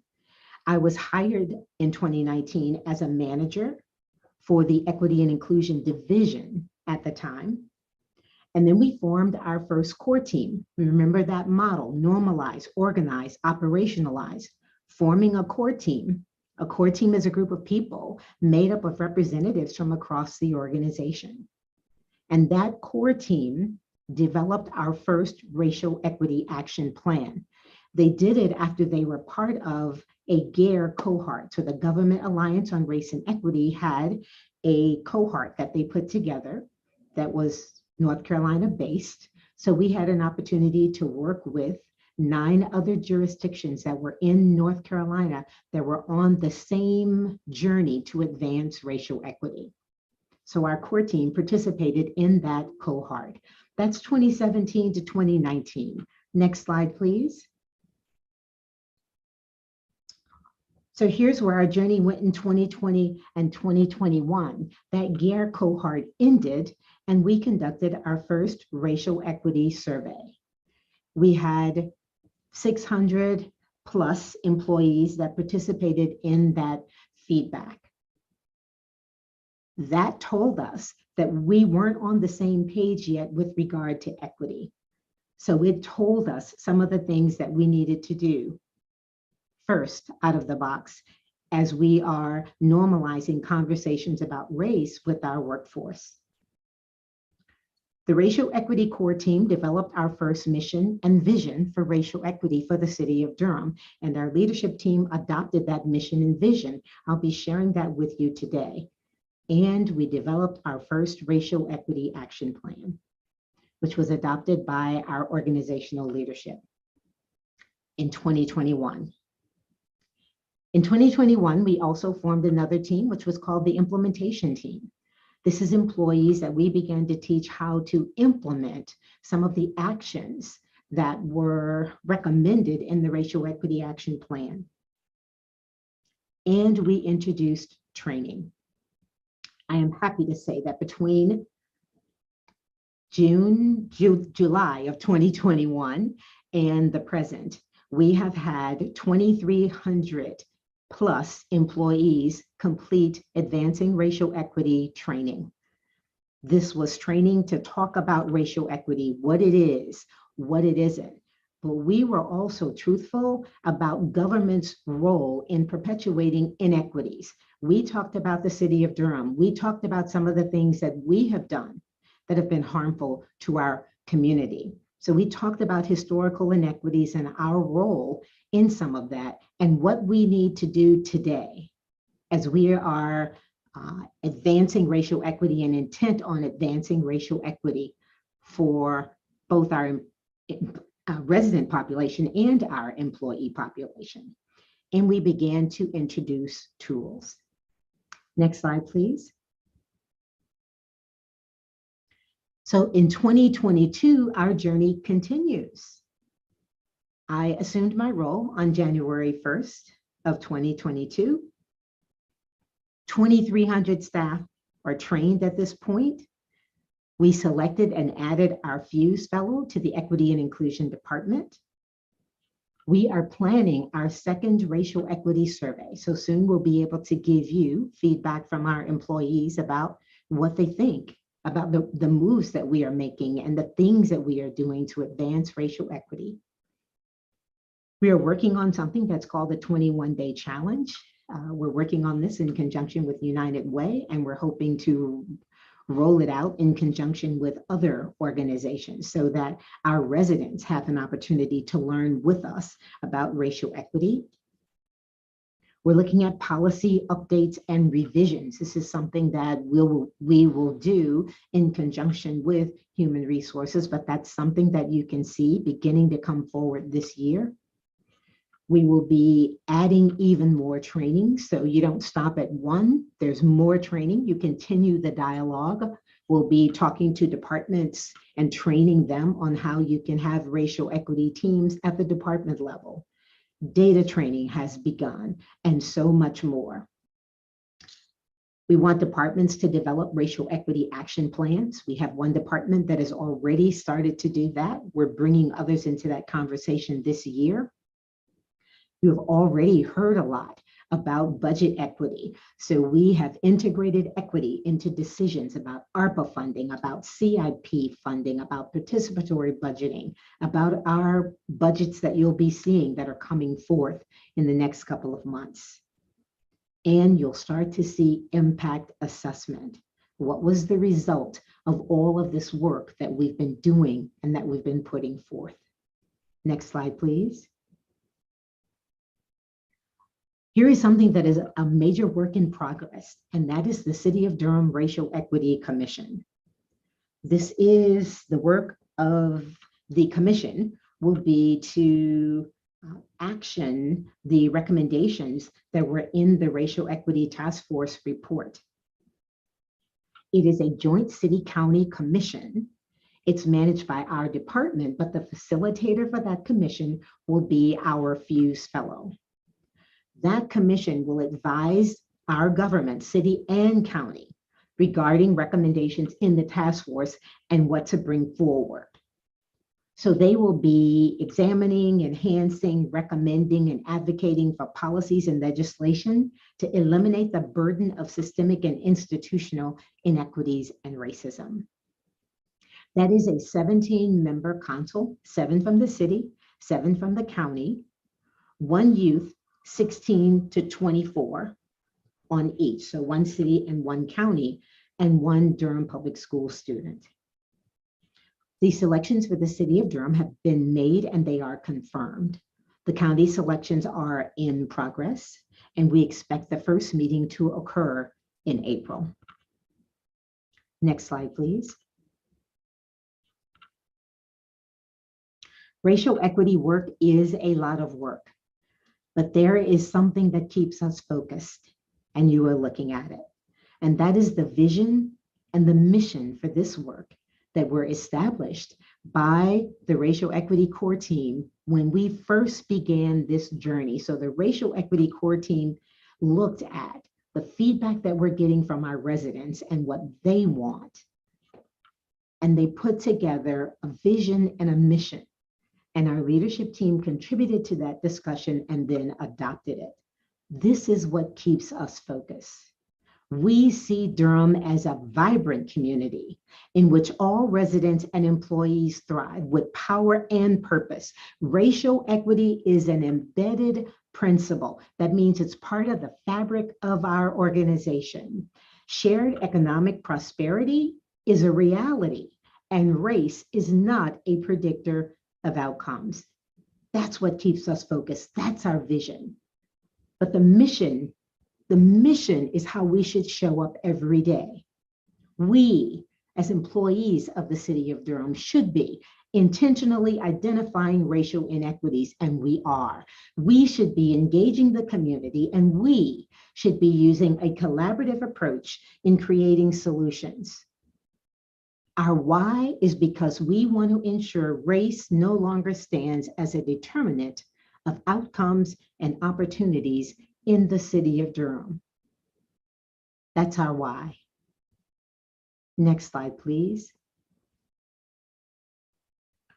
This slide says it all. We believe in Durham.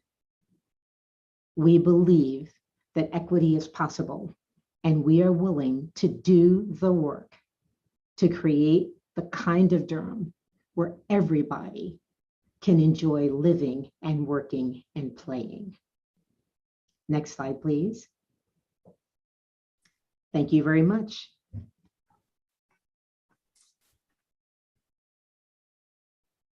Questions? Great job. Great job. I'll open up. No questions for me. I will open up to my colleagues. Thank you, Looks like Mayor. Looks like Yeah. Wanda's got something to say.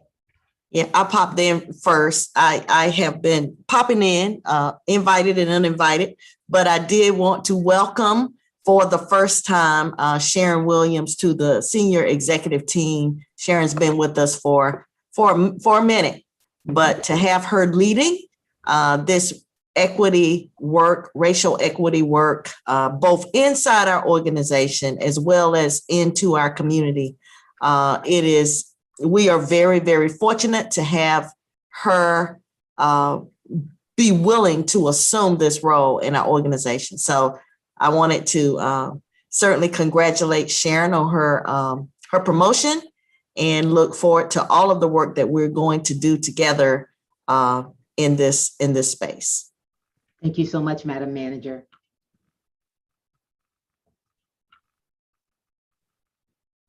Thank you, Councilmember Reese. And I saw some other ones that were in there. Thank you, all of you. You make my work possible. So I look forward to your questions, but you make my work possible. It is not just my work. We are owning this.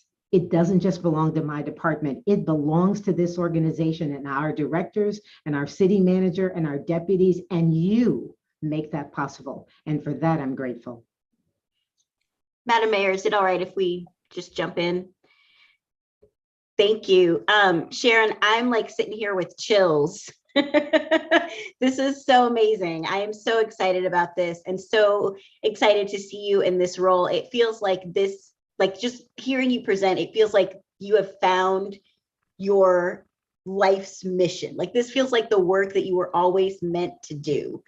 And you are doing such an amazing job. It has been a long road to get where we are. Like this is 4 years of work. And it's so great to see just the clear process that you have undertaken up to this point, always focused on real outcomes and like how we actually move the needle and change what the city is doing. And this really clear and comprehensive plan to move things forward. I'm just really, really excited right now about this work and about all the work that we've been doing over the last few years and all the work that we're going to do in the future to advance our racial equity goals and continue to implement the race equity commissions, the race equity task force ideas, putting the race equity commission in place, having this first, the race equity evaluation tool at the budget. It's just there's so much happening. And yeah, I'm just thrilled right now. I feel like I just went to, a speech by like a motivational speaker and I'm like, all right, now I'm ready to go. Like you have inspired me in this budget meeting. I was not expected to be inspired by this budget meeting. But yeah, this is great. You are awesome. I'm so glad to have you in this role and will do everything I can to support this work moving forward. Thank you. This is great. Thank you very much. And I would just jump in as well and just say that I want to echo all the things that Councilmember Johnson is saying and just acknowledging that Deborah Giles the work that she has done in our city. I mean, from, desegregating our schools and bringing the civil rights aspect into our city government. That work that you're the one who's carrying that forward is so amazing to me. I would say that this is like, it's monumental. And it's kind of like, this is a historic moment that I'm living in. And of course, then it's Black History Month and we're wearing black. Anyway, I just want to just say, like, in addition to all of the things that Councilmember Johnson said, is also the kind of hesitation and kind of flags that rise up in me, and just making sure that I always try to make sure that I have no arrogance and understanding, like, racial equity is not, I will never be an expert. As much time as I've spent in it, as much as I've done with it, I will never be the expert. And so I'm very cognizant that our partner in North Carolina, being the Racial Equity Institute, has been phenomenal in getting folks trained and making sure that folks understand what racial equity is. But I also want to make sure that we don't forget to pay homage to the people for survival and beyond that racial equity model comes out of. And so just acknowledging that work is a continuous, it's a continuous thing. And I know it's going to frustrate people that you're not going to be able to get it right in 4 years.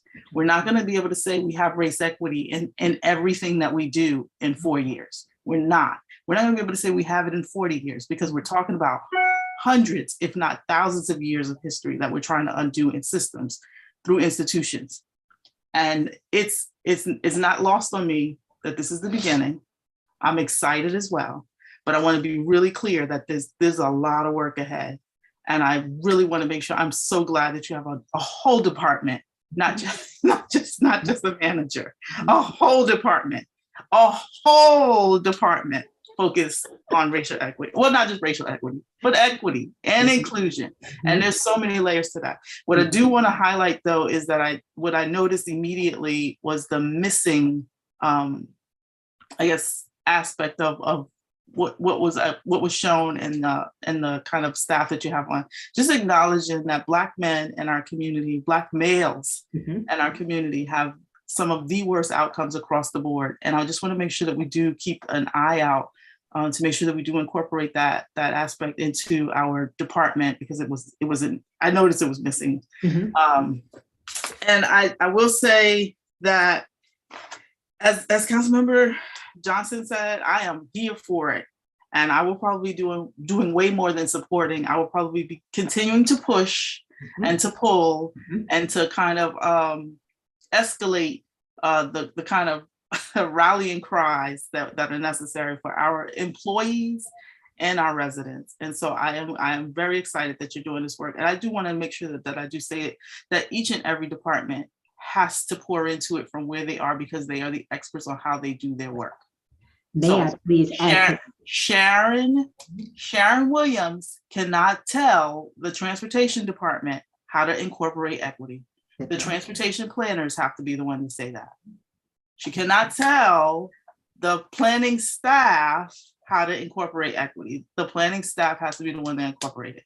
And so it's going to take all of us. And it's not just race. As much as I focus on the race aspect of it, it is not just race. It is ability, it's disability. It is income. It is so many things. I made a note to myself. It was like, once you said race was a predictor of outcomes. And I was like, race is the greatest predictor of outcomes, which is why it's so horrible. It also predicts oppression. And so if we can figure out ways to make sure that we're not having oppression in our systems, in our institutions, we will definitely level the playing field. And so I'm very excited. I'm looking forward to getting to work on this and pushing as much as I possibly can. So thank you. And I will be at that meeting in April. I know that Councilmember Johnson is the liaison, but I will be there. Councilmember Caballero, I think, was trying to have some comments. Thank you. I appreciate what my colleague said. Very much agree. This has been fantastic work. Super exciting. Sharon, I was gleeful when I heard. I know Deborah Giles has done incredible work, but I know this is something that you're deeply passionate about. So I was very happy that you are our department director. Congratulations. thank you so much for leading this organization and this work. It's critically important. And I also just want to highlight Councilmember Johnson, because if I'm not mistaken, it was her back in 2017 that started this much of the work that we have done in these last 4 years. So I want to acknowledge all of the progress, all of the work. I know that as a council, this is one of the areas where we find a lot of alignment, and that's not always the case in other boards in other cities. This is an issue that often there's a lot of conflict around. And so I'm proud of my colleagues and proud of our staff for being committed, knowing it's going to be hard, knowing that the road is long, but we are definitely on an incredibly important journey. Thank you so much. Thank you.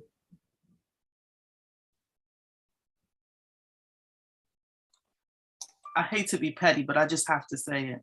I want to be really clear. Like I want to take full credit for being the support that Councilmember Johnson needed, and whipping a few folks into understanding why this race equity work was necessary in 2017. So thank you. I want to add. Any other comments? Well, thank you. Thank you so much, Sharon. Appreciate it. And John, before I go, I would add that the work that you all do and the support of Madam Manager and the deputies and our directors is just fantastic across the whole of this organization. So we own this, not me. Our department provides the tools, we provide the training, we provide the consulting, but in the city of Durham, we own racial equity work together. And I appreciate it, and I appreciate all of you. Thank you very much for this opportunity today. Thank you, Sharon. If you have the stamina, I think we'll move to our final presentation. And I'm very pleased to introduce Christina Tooks, our Budget and Management Services CIP Coordinator, and Mary Grace Stoneking, who is our current ICMA Fellow, but we're working in the Budget Department. And they will give you an overview of how we have developed equity in the budget process.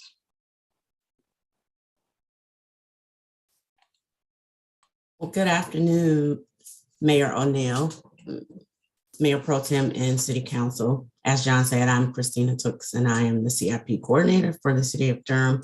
And I'm here to talk to you about some exciting things that we are incorporating around equity, an equity lens into our CIP process. So I wanted to give you a little bit of the agenda that we will see today. I'm going to be speaking on the CIP process, and then Mary Grace will take over and have some discussion with you about around the work of equity in the budget request process. I wanted to go to our next slide and share with you the dynamic team that worked on this incorporating CIP or equity into our CIP process. As you will see, it was a cross-functional group of individuals from various departments with various different levels of training around racial equity and the work that's being done by the city that Sharon talked about. And Sharon Williams was also an intricate part in helping this team crafting the tools and helping in the development of a tool that would best serve the city as a whole. So a little bit of background when we talk about the old process versus our new process and where we see some of the gaps. Just an overview, the previous process we had was kind of dated. It was driven by department project managers submitting projects. Scoring of projects was really outdated. The review of the projects were pretty much internal by a committee. It had no real values. We had little to limited at the time residential review of the components, and there was no transparency. Once positions or projects were submitted, we did not report that information out. In this new setup of the CIP process, we have new criteria around equity and its components. We are using a scoring matrix that is not subjective to individuals being able to change criteria or fudge the score. They have specific sub factors around equity, and it's a simple process of yes or no. We are being transparent with the public by loading all of our information into the CIP viewer, which you saw earlier. And we're looking at how are we going to capitalize on where we are putting our infrastructure funding in targeted neighborhoods, and we'll be able to see that. We also feel that this tool will be very useful in helping us identify those equitable and green projects that can be considered for the half-cent penny and the funding of that. We have a core team here that will serve in this process of about 15 individuals that are staff members. And that also includes 5 residents who have committed to serving internally and reviewing every one of the 62 projects that we have that you saw earlier, and being sure that we're consistently applying the equity lens and all of the scoring factors across the board for all projects. Next slide, please. So we talked a little bit about, the multiple formats of the different reviews. We, as this team that I talked about earlier, we use these various different methods to look at across the nation and look at some aspirational cities that were doing or incorporating equity into their CIP process and what that could look like for Durham. And with that, we developed a set of core equity sub-factors. And we also surveyed individuals in the community to see if what we came up with was ideal or realistic for in that aspect of how those individuals, how would they rank them? How would they rate what we thought was best for Durham, and make sure that we were consistent and that they had buy-in from the community as well. And this work, we decided to adapt the Oakland model because we felt that was easily adaptable to Durham's needs and to build equity factors that were in line with the work that of our racial equity model, and that would work hand in hand with the work that Sharon Williams and her team is doing. Next slide, please. So here are the prioritization factors that the team selected, and we took out into the community and tested and said, are we headed in the right direction?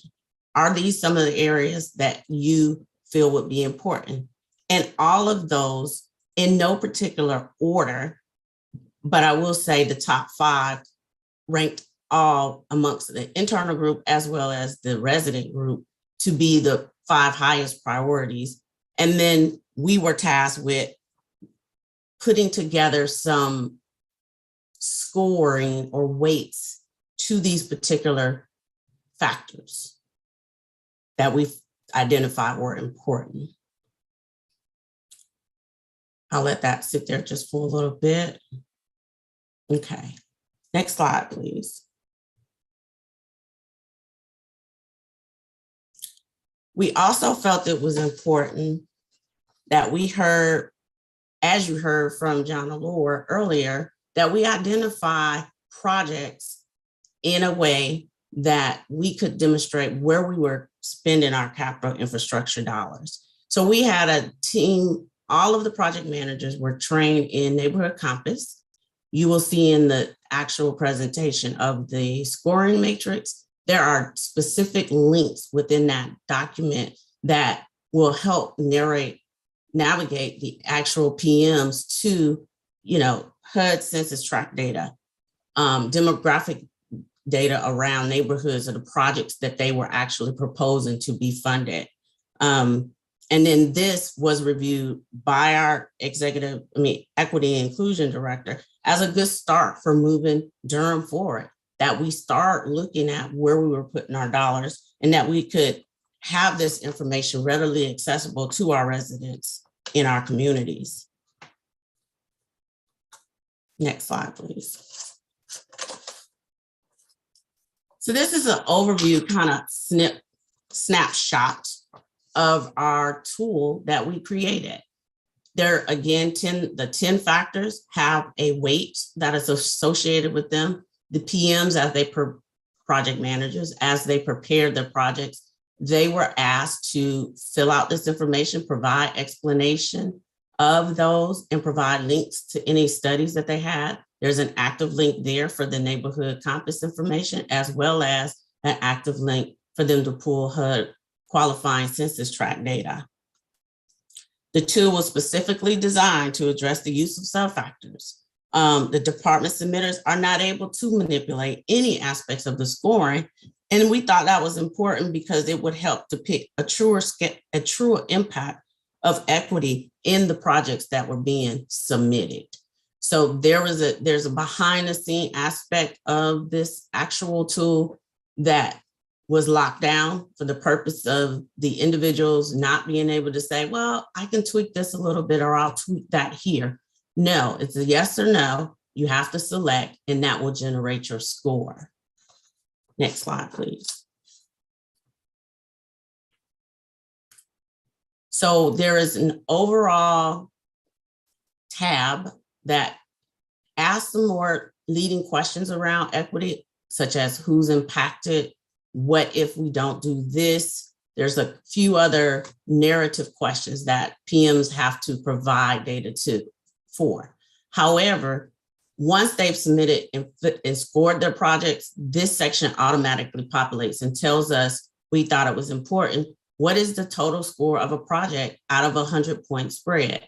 But of that, 25.3 points or 25.3 is a weighted score that is based on equity. So we get the idea of if a project scores 0, there's no equitable factor, but it could score 57 or 75.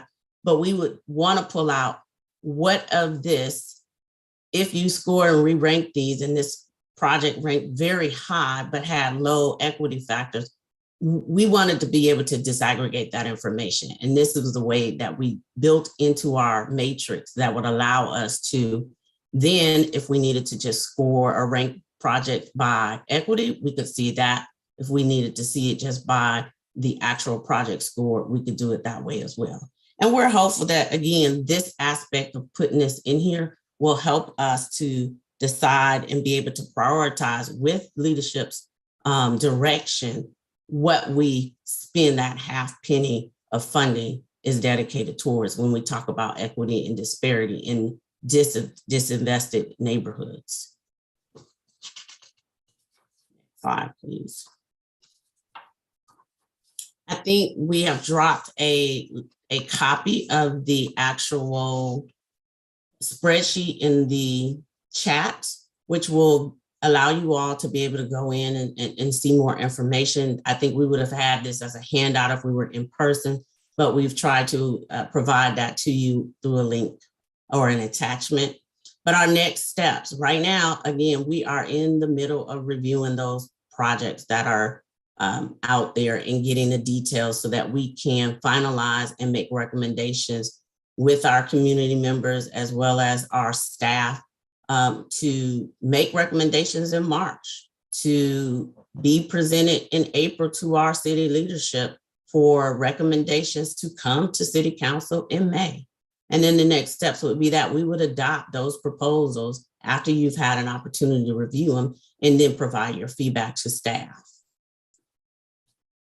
And with that, I will turn it over to Mary Grace, and she will move through the equity and budgeting tool. And then I guess we will field questions if anyone has any at the end. Thanks, Christina. As John mentioned, I am Mary Grace Stoneking, and I'm the ICMA Local Government Management Fellow in our Office of Performance and Innovation. And I really appreciate being able to speak to you all today about such a critically important part of the budget process. So I first wanted to share how the city thinks of budget equity. And I know Sharon Williams spoke earlier about the definition of racial equity and the city's vision and mission around racial equity. And really budget equity is what we see as helping us operationalize and actualize that definition, those visions and mission statements. You know, we really, why it's important is, of course, as we've mentioned, we can have this awareness, the training, the right definitions, but if we're not putting that into an operational use, we're not able to have the actual impact on structural and systemic inequities that exist in our city. So the budget equity tool was first used last budget season. It is a tool that a decision-making model that is used to integrate equitable considerations into the budget process via purposeful consideration of race, a focus on data, and other input and involvement from the community. And to the right is just the first page of the budget equity tool that departments use in order to conduct racial equity analyses of their budget requests. And next we'll talk about those sections in the tool. So each section has some specific questions for departments to answer about their specific budget request. And these were changed to be a little more specific last year based on feedback from departments of needing some more specificity with what these sections mean. So with outcomes, of course, as Sharon had mentioned in her presentation, thinking about those life outcomes such as health, education, economic outcomes in our Black and or African American and or Hispanic and Latino individuals and communities. For demographics, we worked and trained departments how to disaggregate data. As Christina already mentioned with CIP, that was also a component, but really to separate out data by race and ethnicity in order to capture those lived experiences, Black and Brown communities in Durham, and not to just look at those averages that don't really give us a complete story of what a budget request might do. And additionally, we gave departments resources of different data sources. If it wasn't data they're able to collect already had. Next, we look at past and present inequities and how the specific request addresses those past or present racial inequities. And then we look at who benefits and who burdens from the budget request, which is a very, as we know, essential question when thinking about the impact of a budget request. And kind of building off of that, looking at whether the request addresses how it could minimize or mitigate harms of those unintended impacts of their budget item. Community engagement. So we have really looking at whether the department has centered their budget requests on community input. We also, for community engagement, we work closely with NIS and point our departments to their equitable engagement blueprint, which is really amazing, on their webpage if anyone is interested in checking that out. And then accountability and transparency, because of course, we can say all the impacts we want, we can have that data, but then it's important for us to really think about equitable performance measures that we can track in order to make sure that the request is actually improving lives and these outcomes of Black and Brown Durhamites, and if they're not, what needs to be addressed or changed. So for FY 2023, we've had several new developments. We've had a major increase in the number of racial equity analyses that departments have done. So last year was more of a pilot year, and we had only 7 budget requests that used the tool. This year we had 88 requests. And then we also, because of the volume of requests we had that use the tool, we developed a new scoring tool in collaboration with budget analysts, E&I and OPI, so Equity and Inclusion in our Office of Performance and Innovation. And we also worked to interview several other jurisdictions, and we looked at our ARPA process internally and our CIP as well, and talked to that team to make sure we weren't trying to reinvent any wheels of this work.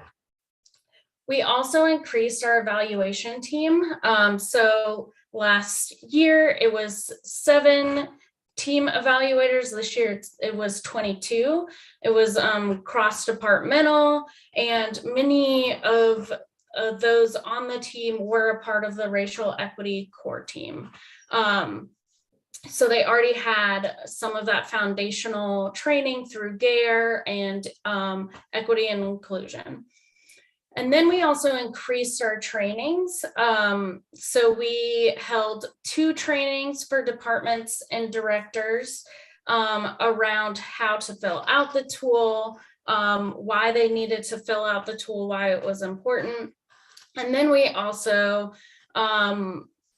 had 2 trainings for our evaluation team, where we went through the new scoring tool and collaboratively got some feedback and changed some things in that tool.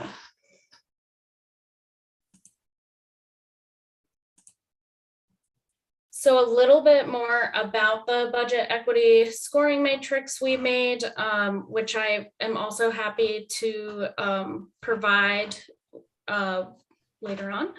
But we had a scoring of 0 to 5 for each category. So each question and section I mentioned earlier, we had 0 to 5 for the evaluation. So the highest score would be a 40.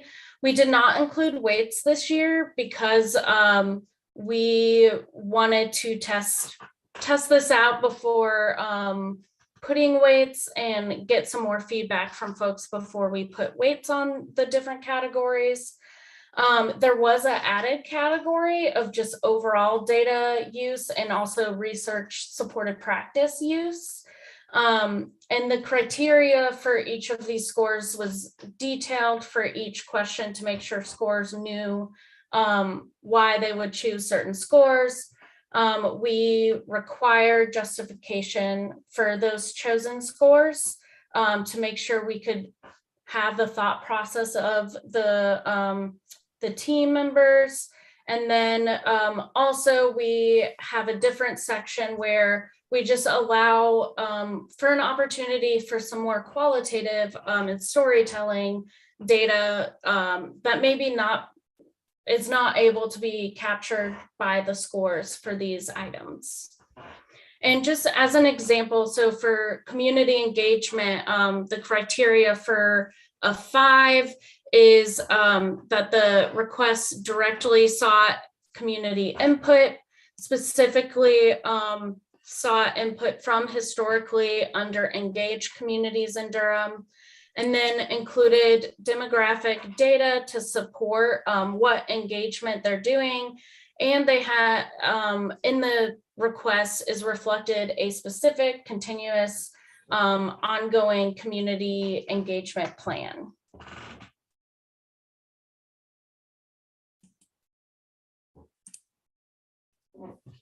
So just a little more about the process of scoring. So first we have 7 different teams, around 4 people per team, and we have a facilitator for each team. Then each team was randomly assigned around 12 items, and those budget requests or items were also, we made sure that no one was scoring something from their own department. And then we are having each team member score those items individually, and then we'll be holding facilitated discussions. And this is kind of where we are right now in the process, so that people can kind of have any biases they may have around these items challenged and discussed. And then, you know, there's an opportunity to change their individual scores. They don't have to tell their team if they change them or not. You know, it's anonymous, so they'll have that opportunity to go back and change if they felt from their discussions there should be a change in their scores. And then finally, we have staff that will be averaging those final scores. So some of our next steps, I love quotes. I think they really bring things to life sometimes. And I have this quote from one of our other fellow GARE members, that are Government Alliance for Racial Equity. So one member said, equity should not be an optional topping on your burger. You can't say, I don't like onions, and so I'll leave it off my burger. So meaning, you know, onions as an equity and maybe burger as a program. And I think this really speaks volumes to where our mindset is for this process and how we are continuously working to further embed equity into the budget process, and is really reflected even just from the increases of budget requests we've seen. From 7 to 88, we really see that we're progressing and have more normalization, as Sharon has spoken to, into equitable decision-making and analysis in our departments. And really, the next steps we have are, you know, finalizing those scores and giving those to budget analysts to put as a part of their analyses.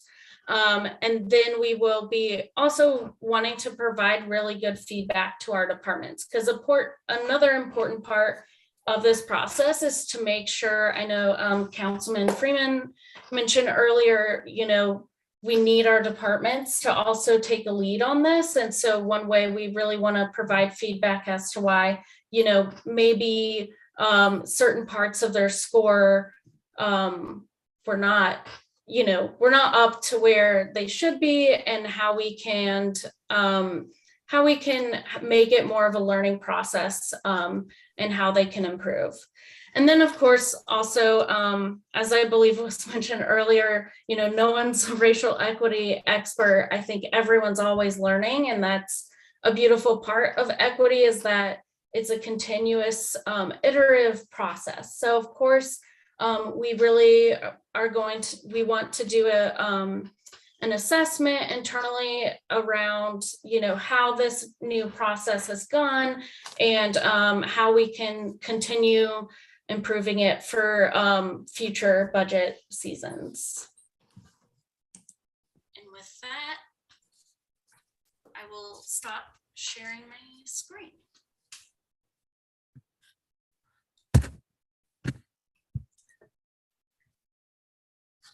Great presentation to you both. Of course, I don't have any questions at this point, and I will open it up for our colleagues.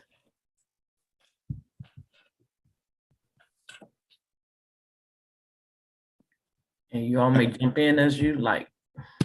Thank you. Thanks, y'all, for this presentation. I've been looking at the matrix that you put a link to in the chat. And this might be, maybe this is in the formulas and I'm just not looking in the right place, but can you tell me how you rated each area? Like how is each area, like how many points is it? Yes, ma'am, I'm pulling it up right now. There's a sheet. I think you can unlock if you unhide the bottom, it'll show you the other sheet. I don't think it's just hidden. If you unhide the rows at the bottom. The rows at the bottom of the departmental scoring. Yeah, click in the tab and then just hit right click and hit unhide and it will break it down for you. But I will be glad to tell you the actual numbers in 1 second. Thank you. Let's see why I don't have it pulled up.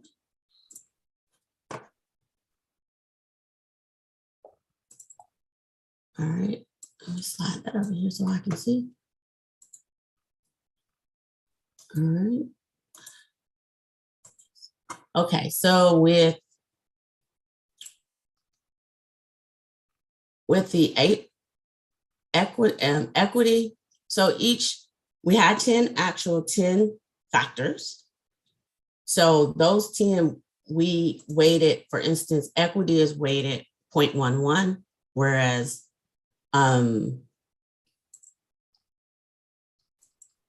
the resource management is weighted 0.09. So we felt like that, we got the sense that people felt that was a lower priority than the equity. Okay. Environmental is 0.11. The legal mandate is 0.11. Health and safety is 0.11. Project readiness is 0.09. Community building is 0.1.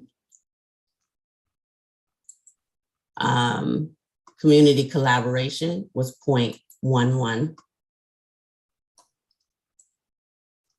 Economic prosperity was 0.08. Internal collaboration was 0.09. And those were based, I'm sorry. No, go ahead. Oh, and those were based on, once we had our original scoring from the actual internal committees that reviewed it, the users, as well as the community, and we presented that information to executive management, and then we asked for their opinions on where we had landed with the weights. They pointed us and we made some adaptations to the scoring based on some recommendations from the executive team. Gotcha. Thank you. Yes, ma'am.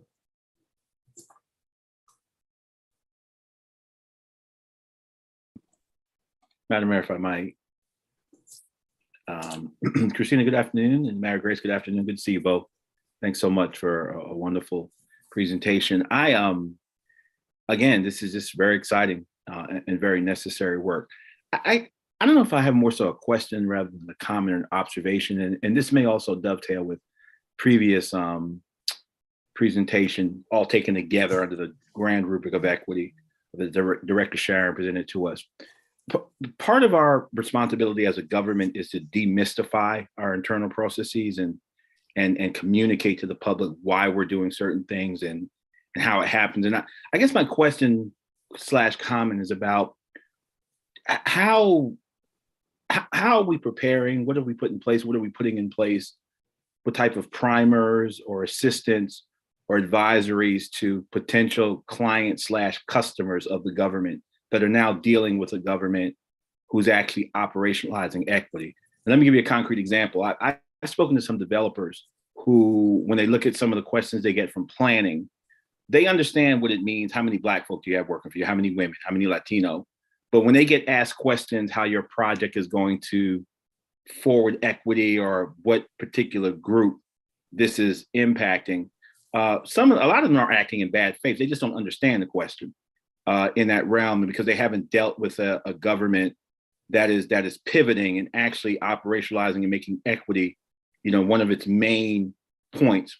So we understand we're going to be using it internally, and we may get our own staff and folk internal to the government speaking this language and operationalizing this stuff. But I'm wondering, what are we thinking about in terms of strategies, whether it's on our website or whether it's workshops or conferences to let folk know who will be interfacing with our government?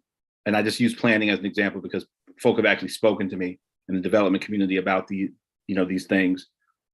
How are we going to prepare them, and what are we going to do to educate, if you will, our citizens, our residents, and potential clients / customers? This is what it's going to look like moving forward in terms of doing business with our city. And here's what it means to deal with a city that's not just pursuing equality, but equity. And here's how this might impact your project or your application to do business with us. I see manager page is made herself visible. Yes, so I want to start first because just wanted to make sure that as staff is sort of called to respond briefly to that question at this time. And I do want to call up Sharon Williams to return to the screen for this type of conversation. While you have mentioned, a couple of departments that might be engaging with, specific clients or specific customers, and they will be advising and interacting with their customers with new and better knowledge about equity and clearer knowledge about equity. There is the gap that you have identified of the folks in the community who don't work for us, who are not charged with explaining things.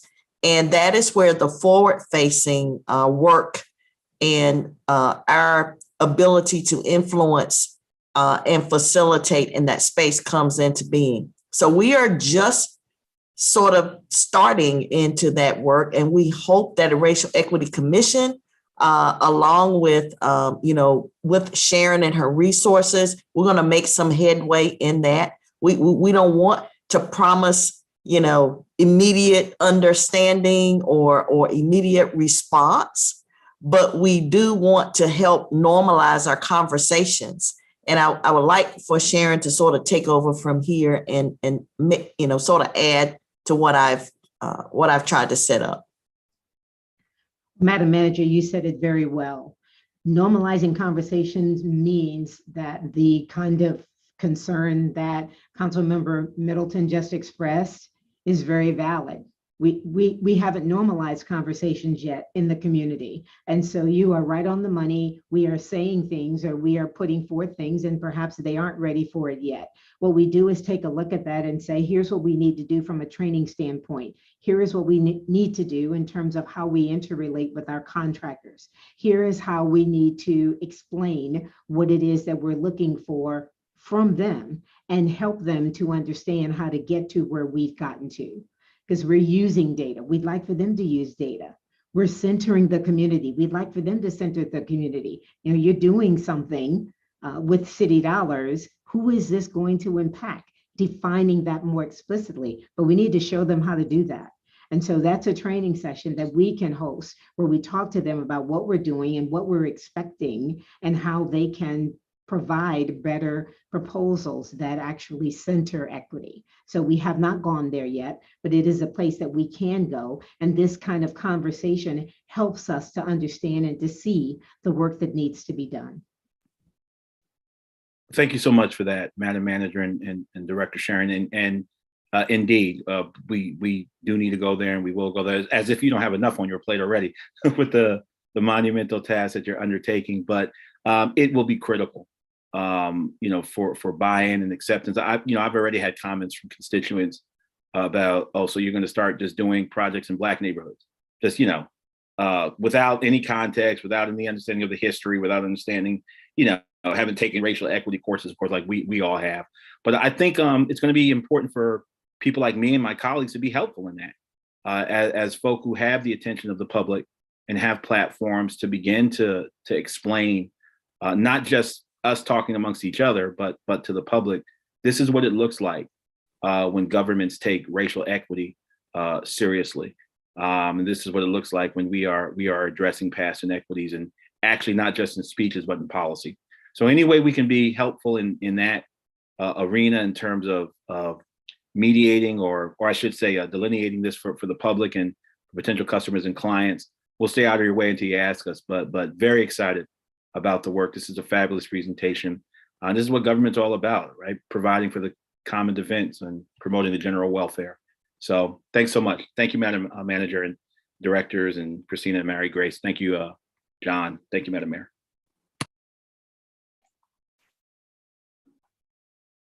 Thank you very much for your comments. Are there any other questions at this point for Christina Tooks or Mary Grace Stoneking?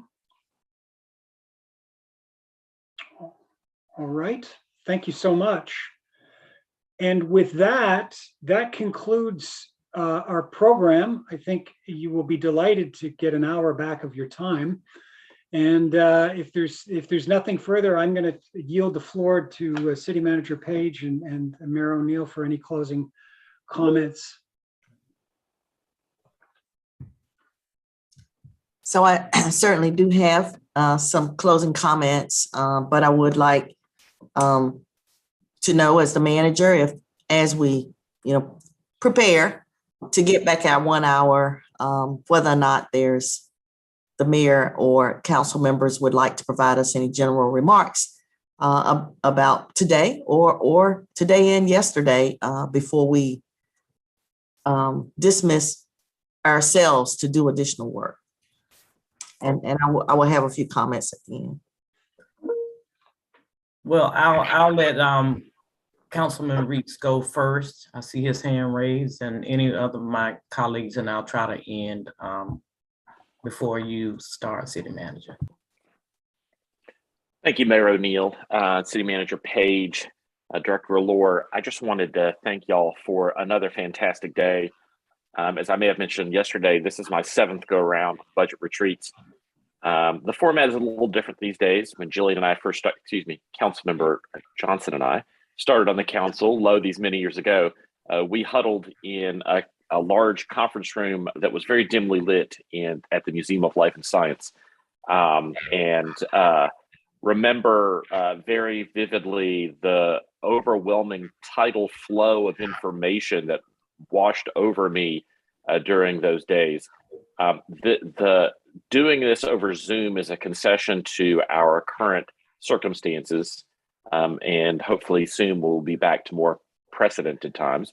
But in the meantime, I just want to thank John and Wanda and the rest of your staffs for putting together a series of presentations today that really set up the decisions we're going to have to make in the weeks and months ahead, especially around the tax rate, the upcoming limitations that we'll operate under with respect to our property tax revenues, the spending that we've already agreed to, that we will continue, that our votes have already written the checks for, and we're going to have to cash them in the next budget with respect to public safety salaries, and the commitment that all of us have made, led by our city manager Wanda Page, to make those same kinds of pay adjustments to the rest of our city staff, so that every department can be competitive in the difficult staffing environment we heard about yesterday. But I also want to make sure to thank the folks that manage our CIP process. That presentation was really, really helpful to me, especially when paired with the resident satisfaction survey that we saw yesterday. That should be the roadmap because our city is telling us what they want to see us spending our capital investment dollars on. And the other piece of that's critically important, that's foundational, is working those values and those priorities as they come to us through the resident satisfaction survey, working those values through the racial equity process to determine the right place and the right time and the right kinds of infrastructure investments. That is work that is finally now all coming together for the city and this council really, really proud of the colleagues who have helped us get to this point, and look forward to seeing this council soar as we hit those targets in the upcoming budget. The last thing I wanted to say, Madam Mayor, and then I'll stop for the day, is that over the years, these budget retreats have been for me the way that we move into what is up until these meetings mostly and almost exclusively a staff process. Over the years, it went from being very uncomfortable on my part because I didn't know much about this to being much more comfortable with that transitional space that these budget retreats form. And I just want to thank everyone over the years, especially Bertha Johnson and John Allore, who during my time on the council have helped craft these events and these special sessions as ways to bring the elected city council members into a process that's already underway. Because by the time we get to these budget retreats, there's been a ton of work done on the budget. There's still a ton left to do, but that is not easy. That has never been easy, and made more challenging by the fact that we have to be physically apart now. But over the years, I have been just truly blessed and fortunate to have been the benefactor of the hard work of preparing these things in a way that gets me and my colleagues in a mindset to make very, very difficult choices. So I want to thank you, John Allore, Wanda Page, and Bertha Johnson, who for many years was our guide through this process, and just say I'm looking forward to the work ahead. Thank you, Madam Mayor. That's all I had.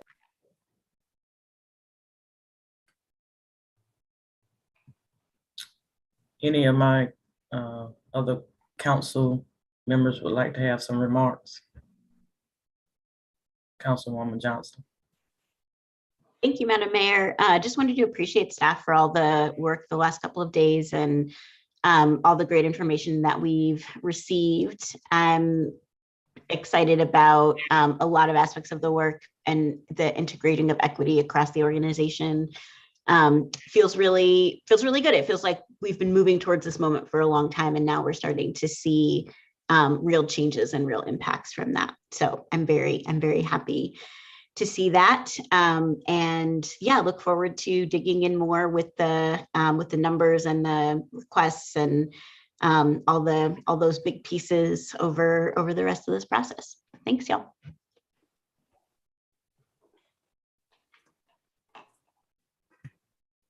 Well, I just want to say the last 2 days have been really great. As I've approached this season, I've approached it with some anxiety, the weightiness of the work, the heaviness of what we're charged to do for the Bull City and for our constituents weighs heavily at times.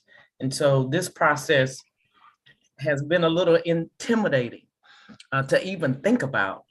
But the way that you all have presented the information, Director Allore and your staff and City Manager Page, I leave today with the sense of ease and purpose, that we can get through this, and that we will come out all the better for the city.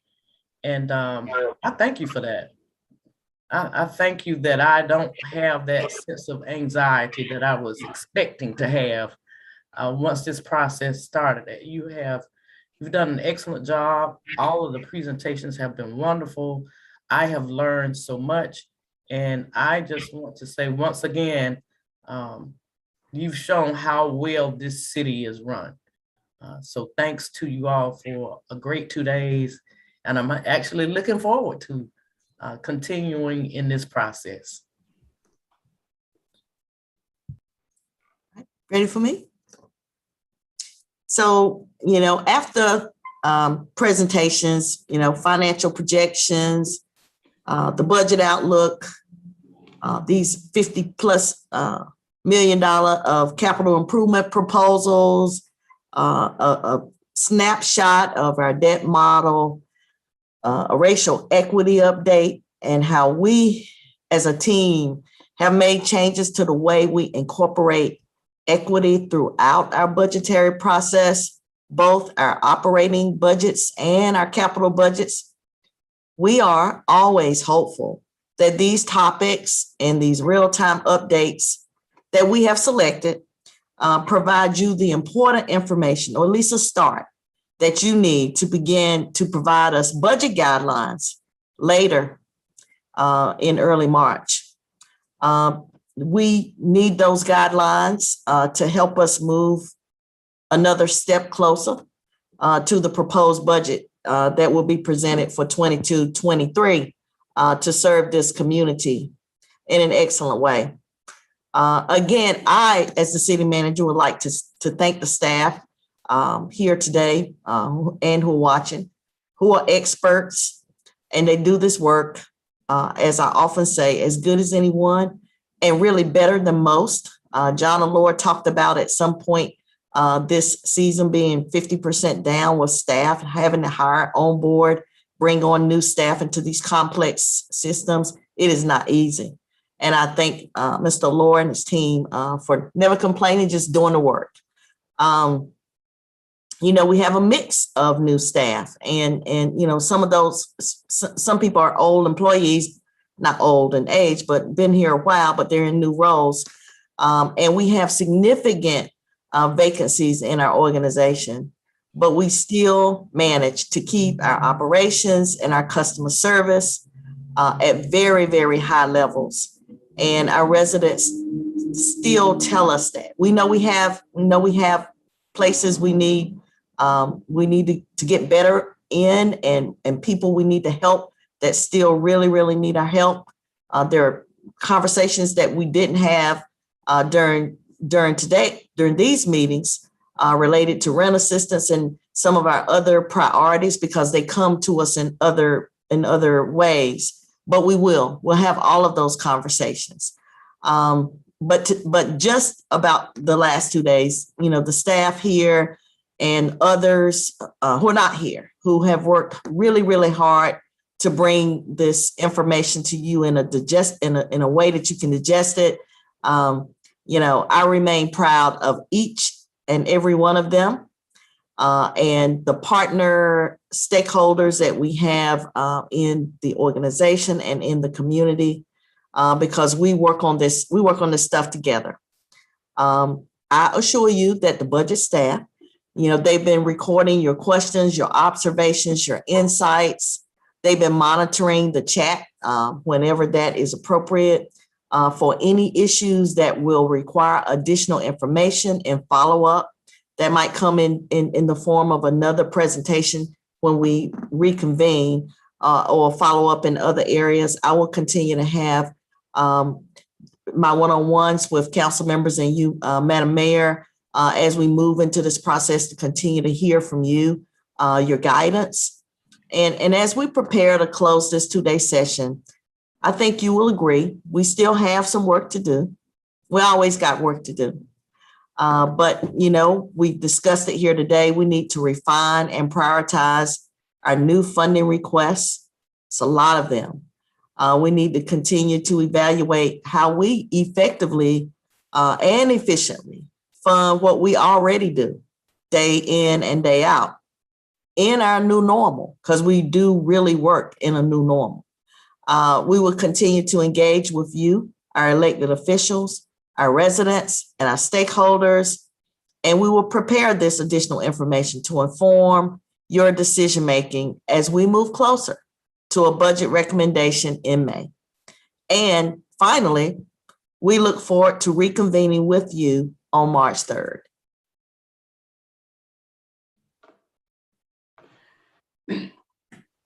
Thank you, everyone. Have a tremendous afternoon and weekend. Well done. Well done. Well done. Thanks.